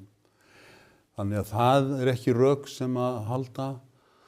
Þannig að það stendur eiginlega fátt eftir nema eins og sumir, ég tek nú ekki undir tilgáttuna, þá er skemmtarnarskynnið að hann vilji vera Andrew Johnson, númer 2 Andrew Johnson er sá sem lét kaupa Alaska og bæta Alaska í Bandaríkin 1867. Bara landvinningar? Spottprís. Já, en það er nú svona, hann hefur nú hvergi sagt það, forsetinn En síðan er Grænland auðvitað á vesturhveli og nýlega útkomin endurskoðuð öryggisstefna Bandaríkjanna leggur gífurlega áherslu á varnir vesturhvels sem er auðvitað ekki nýtt en aukin áhersla. Og það er auðvitað partur af þessari Grænlands, held ég, þessum Grænlands áhuga forsetans og hans manna. Það er að það sé alveg tryggt hvar Grænland standi í sambandi við varnir vesturhvels og við skulum ekki gera lítið úr því að Grænland hefur lykil þýðingu fyrir öryggi Bandaríkjanna. Það er ekki margir hermenn bandarískir sem þurfa þar til það, þeir eru 150-200 upp í herstöð sem heitir á grænlensku Pituffik, hérna á Thule, og þar eru ratsjár sem skipta alveg lykilmáli fyrir varnir, við skulum sjá Norður-Ameríku, þetta er sameiginlegt fyrir bæði Kanada og það lítur að mögulegum eldflugárásum frá Rússlandi yfir Pólinn. Þessar ratsjár þar horfa yfir Pólinn. Þannig að þarna er kannski höfuðvíð gagnvart mögulegum kjarnorkuárásum. Á Norður-Ameríku. Þetta er verið í áratugi, þetta er ekkert nýtt í þessu. En þá er þeir geta ekki verið án þessa? Ekki án þessara stöðar, nei. Það er alveg hreinu og það er enginn sem efast það og ekki Grænlendingar og ekki Danir og þar með kemur að því að það er ekkert sem stendur í vegi Bandaríkjahers í Grænlandi. Þeir geta athafnað sér nánast eins og það sýnist? Já, þeir hafa samningsbundið rétt til þessa miklu leyti. Og Danir hafa beinlega sagt og Grænlendingar, við erum alveg til að ræða allar það viðbætur sem þið hafið áhuga á og sameiginlegir hagsmunir eru augljósir og allt það En hvað er þetta þá? Já, þá er þetta Andrew Johnson kenningin, en ég vil ekki, það er bara tilgáta, ég vil ekki gera hann að halda því fram að hún sé raunverulega, en Andrew Johnson, Trump þá er það, segir Trump sem svo, ég vil vera sá forseti sem bætti við, stækkaði Bandaríkin með því að bæta Grænlandi við. En núna náttúrulega í gær, hvað gerist í gær? Hann flytur þessa miklu ræðu á Davos, ráðstefnunni í Sviss, sem ég fylgdist með eins og margur annar, og þá kemur í ljós að hann tekur hervald af borðinu. Hann hafði talað að mínum mati mjög gáleysislega hervald. Ég hafði eins og aldrei trú á því að Bandaríkin myndu beita hervaldi í Grænlandi. Ég sagði það bæði í greinum og viðtölum að það væri ákvörðun sem bandaríska stjórnkerfið, bandaríkja her, þingið, stjórnmálakerfið gæti aldrei tekið. Það myndi alltaf komið vekk fyrir að hann stýri. Já, bara það gæti ekki tekið. Það þarf að yfirstíga svo margar hindranir í bara normum og sálarlífi Bandaríkjanna og kultúr og svona lög og dómstólar og það var strax komið ónafngreindir innan hersins og við bara segjum á okkur ef það var ráðast á Grænland. Þannig þetta bara ákvörðun sem Bandaríkin hefðu aldrei getað tekið. Það var það sem ég benti á. Og það hefur komið í ljós og þá náttúrulega gerbreyttist málið í gær leið og hann sagði þetta forsetinn og þá opnaðist leið til þess að fara svo fyrir hann hittir framkvæmdastjóra NATO og þá einhver svona möguleikar á einhver rammi og hann væntanlega sá ég er að spekulera það er bara svo auðvelt leið og búin að taka þessar hindranir þá býr einhver sameiginleg yfirlýsing og textar sem segja að Bandaríkin hafi þetta og þessa möguleika í Grænlandi og Grænlendingar og Danir séu alveg fullkomlega sammála Bandaríkja forseta að skilur það er bara að opnast alls ís möguleikar og ég hygg að máli verði leyst þannig. En Grænland skiptir feikilega miklu máli fyrir Bandaríkin og við erum nú rétt hjá Grænlandi og við erum ekki með sama hlutverk og í kalda stríðinu en við erum með hlutverk sem tengist öryggi Evrópu og við erum með hlutverk sem tengist norðurslóðum og við, Ísland og Bandaríkin eiga gífurlega mikla sameiginlega hagsmuni. Hann nefndi Ísland margsinnis í þessari ræðu í Davos. Já, það voru nú alveg örugglega mismæli. Það hafi verið mismæli? Já. Örugglega saman Grænland og Íslandi? Já. En menn hafa haft áhyggjur af því ef hann fengi fókus á Ísland og menn hafa gagnrýnt réttar utanríkisráðherra okkar fyrir það svona vera kannski að kæra sig svolítið inn í deilurnar. En aftur að Grænlands svona retoríkin eða orðuræðu forsetans, er ekki líka mögulegt að þetta sé bara hluti af svona einhverju ótrúlega óheflaðri samningatækni? Eins og hann hefur beitt varðandi aukin hernaðarútgjöld Evrópu í samskiptum sínum við Norður Kóreu, Íran, Rússa. Það næri enginn taki á hann, það næri enginn að teikna upp einhverja helstaði mynd á hann. Nei, ég get það ekki. En ég bara var að rekja mig í gegnum hans rög sem halda ekki, þannig að það voru eitthvað annað En finnst þetta komið til greina að þetta sé ástæðan að hann sé bara einhvern veginn að búa til þannig rót eða ójafnvægi að menn og hann telji sig geta náð einhverju stöðu út úr því, jafnveg þó það felist ekki í því að ná Grænlandi sem slíkum. Já, hann hefur náð stöðu með þessari aðferð, hann gerði það á fyrra kjörtímabilinu og aftur núna þá er ég að tala vilja Evrópuríkja NATO til að setja meiri fé í landvarnir. En hefur hann náð einhverju stöðu með þessu Grænlandsbareldi? Það held ég ekki. Ég held ekki. Það er mistekist. Já, þú sér bara hvernig orðræðan hans hefur náttúrulega, við getum orðið rakið Grænlendinga og Dani út í yfirlýsingar sem þeir eiga mjög erfitt með að bakka út úr að sjálfsögðu.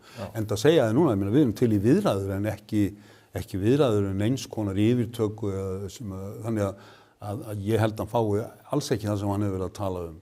En svo ég sagði áðan, ég fæ ekki annað séð en að það verið tiltölulega mjög auðvelt fyrir Danir og Grænlendingar, þeir ekki bara lífri samningamenn og klára þetta mál og þannig þá væntanlega þarf að gera það þannig að forsetinn geti labbað burt og sagt já ég fekk einhvað og af því ég sagði þetta og þá er þetta svona en aðalatriðið það sem ég er að segja er að leið og hann tók þessu orðræðu talið hervald og annað af borðinu í gær þá breyttist málið í grundvallaratriðum og ég get ekki ímyndað mér annað en að setja að leysa með einhvers konar textum og yfirlýsingum og kaffiboðum. Já, ég meina og bara óbreytt sem í rauninni er óbreytt staða á Grænlandi hvað varðar möguleika Bandaríkja hers og ég meina Grænlendingar til þess að bara komdu bara morgun 50.000 manns og eitthvað svona en það myndi ekki gera það því það er ekki þörf fyrir það. Það getur orðið þörf fyrir meiri hernaðarviðveru Bandaríkjanna á Grænlandi í framtíðinni en það er ekki núna. Það er engin yfirvofandi hernaðarógn að Grænlandi. Það er allir sérfræðingar saman. Allir saman því. Donald Trump forseti, Marco Rubio utanríkisráðherra og Pete Hegseth hermálaráðherra eða hernaðarráðherra.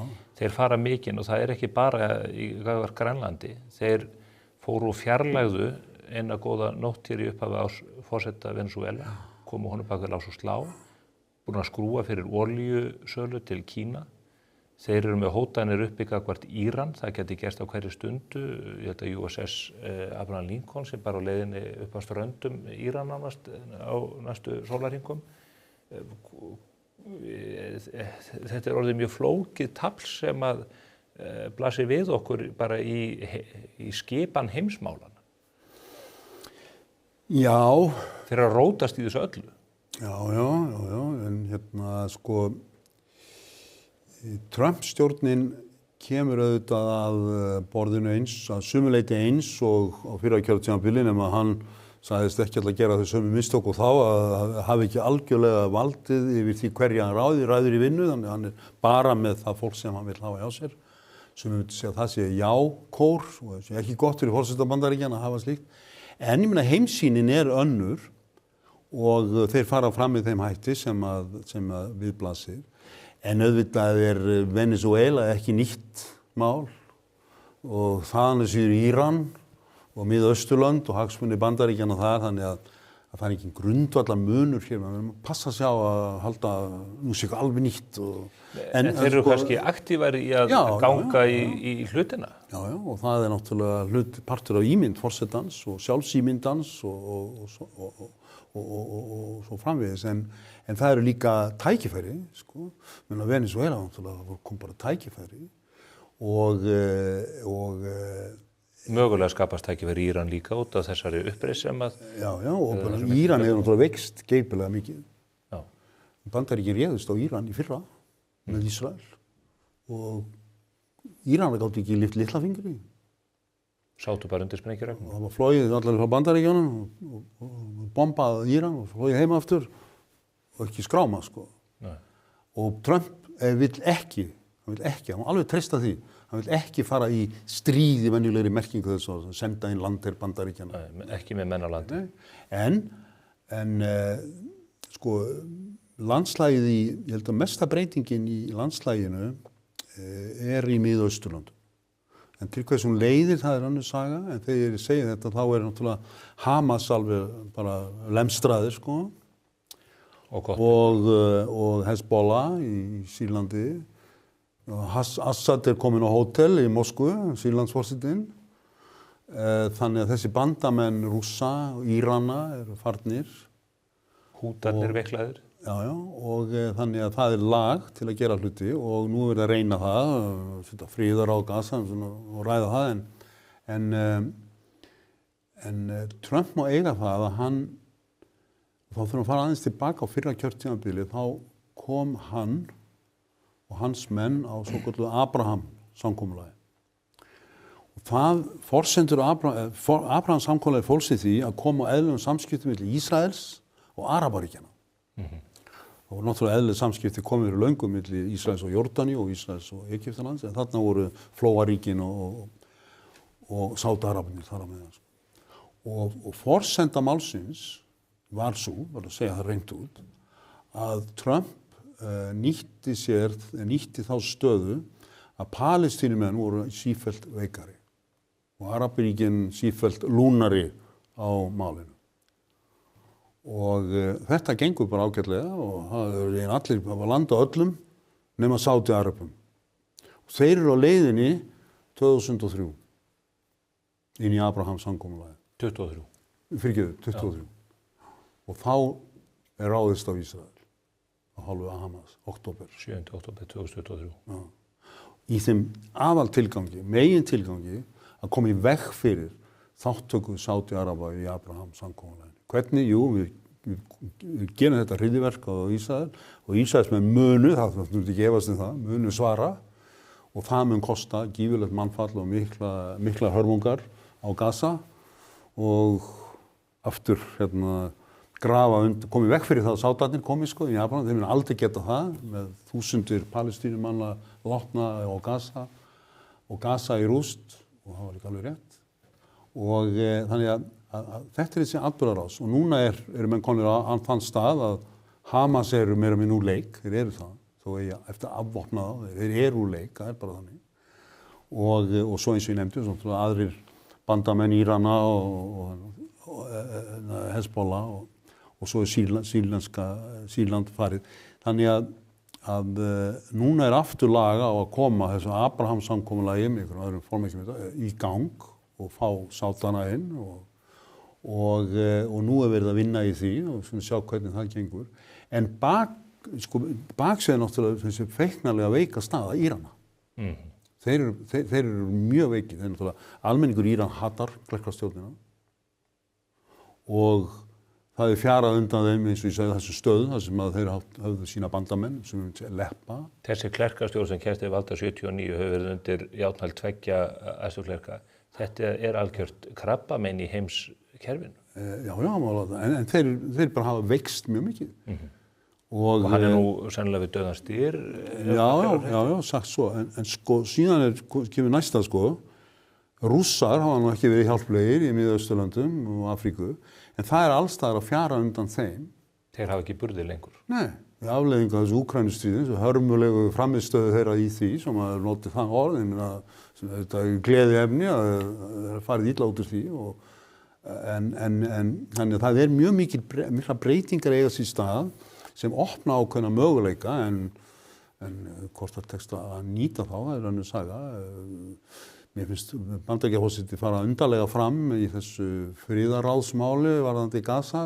Ég sé ekki tilgangi með því að strjúka Bretum og öðrum öfugt með því að bjóða Pútín aðild. Sko, hvað eiga Rússar að gera fyrir Gaza eða Miðausturlönd? Þeir ekki neitt. Það Lúkasjenko. Já, hvað eiga á þetta fólk til að leggja til mála? Ekki neitt, ekki nokkuð skapaðan. Þannig að það eins bara enn aftur, þetta erfitt átt að sig, mjög erfitt, átt að sig á Bandaríkjaforseta stundum og meðal hans í þessu máli. En við verðum að sjá hvað setur, en sviðið í Miðausturlöndum gerbreytt. Hvað kemur, hvernig leikritið heldur áfram og hvernig raðast upp, það á eftir að koma í ljós, en það virkilega jákvæði möguleikar til staðar, en það auðvelt líka kannski að klúra þeim. Rétt í lokin, Albert, þú varst árabil utanríkismálaráðgjafi valdamesta manns Íslands. Já. Ef þú tækir þá stöðu upp að nýju gagnvart Kristrúnu Frostadóttur í dag sem forsætisráðherrann, hvað myndirðu ráðleggja henni að gera í þeim aðstæðum sem við horfum upp á í dag?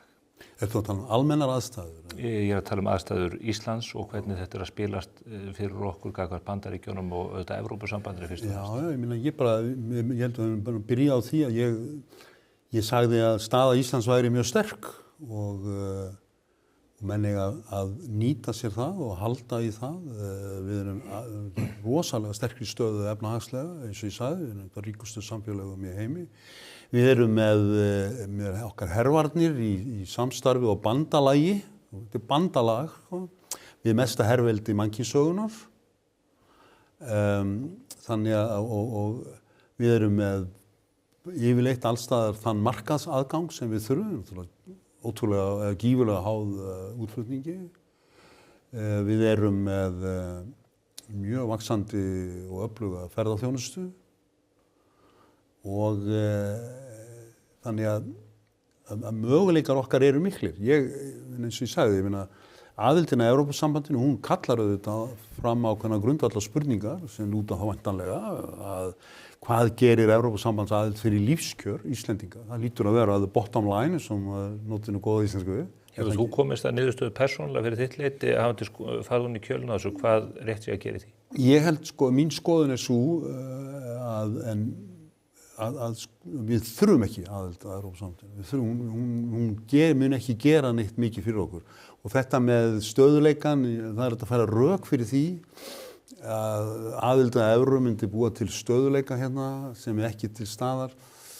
En samt síðustu ár hefur ríkt hér í grundvallaratriðum stöðuleiki. Við búum alltaf aðstæður en við gerðum. Fjölbreyttar útflutningsatvinnuvegir? Já, til dæmis, þannig ég held við erum ekki svo viðkvæmri stöðu sem einhvern tímann áður hvað varðar það. Og bara enn og aftur, sem margoft bent á að vaxtastigið hér, þetta ekki eins og þetta dansku, jemmelavit, er þetta heimatilbúin vandi? Málsmetandi menn segja, þetta er heimatilbúin vandi og ef þetta er heimatilbúin vandi, þá leysum við hann ekki með aðild að Evru en ég bara endur taka það og undirstrika, nú bara búið að ákveða að fara með þetta í þjóðaratkvæði. Það bara eðlilegt, við erum mikið deilumál og bara eðlilegt að láta almenning ákveða hvort eigi að fara í aðildarviðræður eða ekki. Það hefði átt að gera það 2009. Okay. Það held að sé allir sammála um það. Það voru mistök að gera það ekki. En þá bara, enn og aftur, þá þarf umræðan að vera upplýst. Og almenningur, kjósendur, þarf að upplýsa. Og það hefur ekki verið staðið vel að því hingað til, en vonandi og væntanlega verður það gert í aðdraganda þjóðaratkvæðagreiðslu, þá munu stjórnvöld. Og ég held að hann verið talað um það, að það verði sett fé í það að upplýsa kjósendur hvað þetta snýst. Og það eru grundvallaratriði eins og sem lúta meðal annars að evrunni og vöxtunum. Talandi upplýst umræðu, þetta mjög upplýst umræða af okkar hálfu hér. Já, og það verður óskandi að utanríkisráðherrann myndi mæta hér í settið og gera það líka eins og þú hefur gert og ekki í fyrsta sinn og vonandi ekki það síðasta. Albert Jónsson, þakka kærlega fyrir komuna. Takk sömuleiðis. Þá ekki meira á vettvangi spursmála þennan ágæta föstudaginn. Við erum að fara að einhenda okkur í annað mál, utanríkismál í einhverju skilningi. Við erum að fara að mæta Króötum í handboltanum og það eins gott að við vinnum þann leik. Við sendum góða strauma til strákan okkar og vonandi förum við yfir áframhaldandi sigurgöngu þeirra í boltanum hér í þættinum að viku liðinni. Verið þið sæl.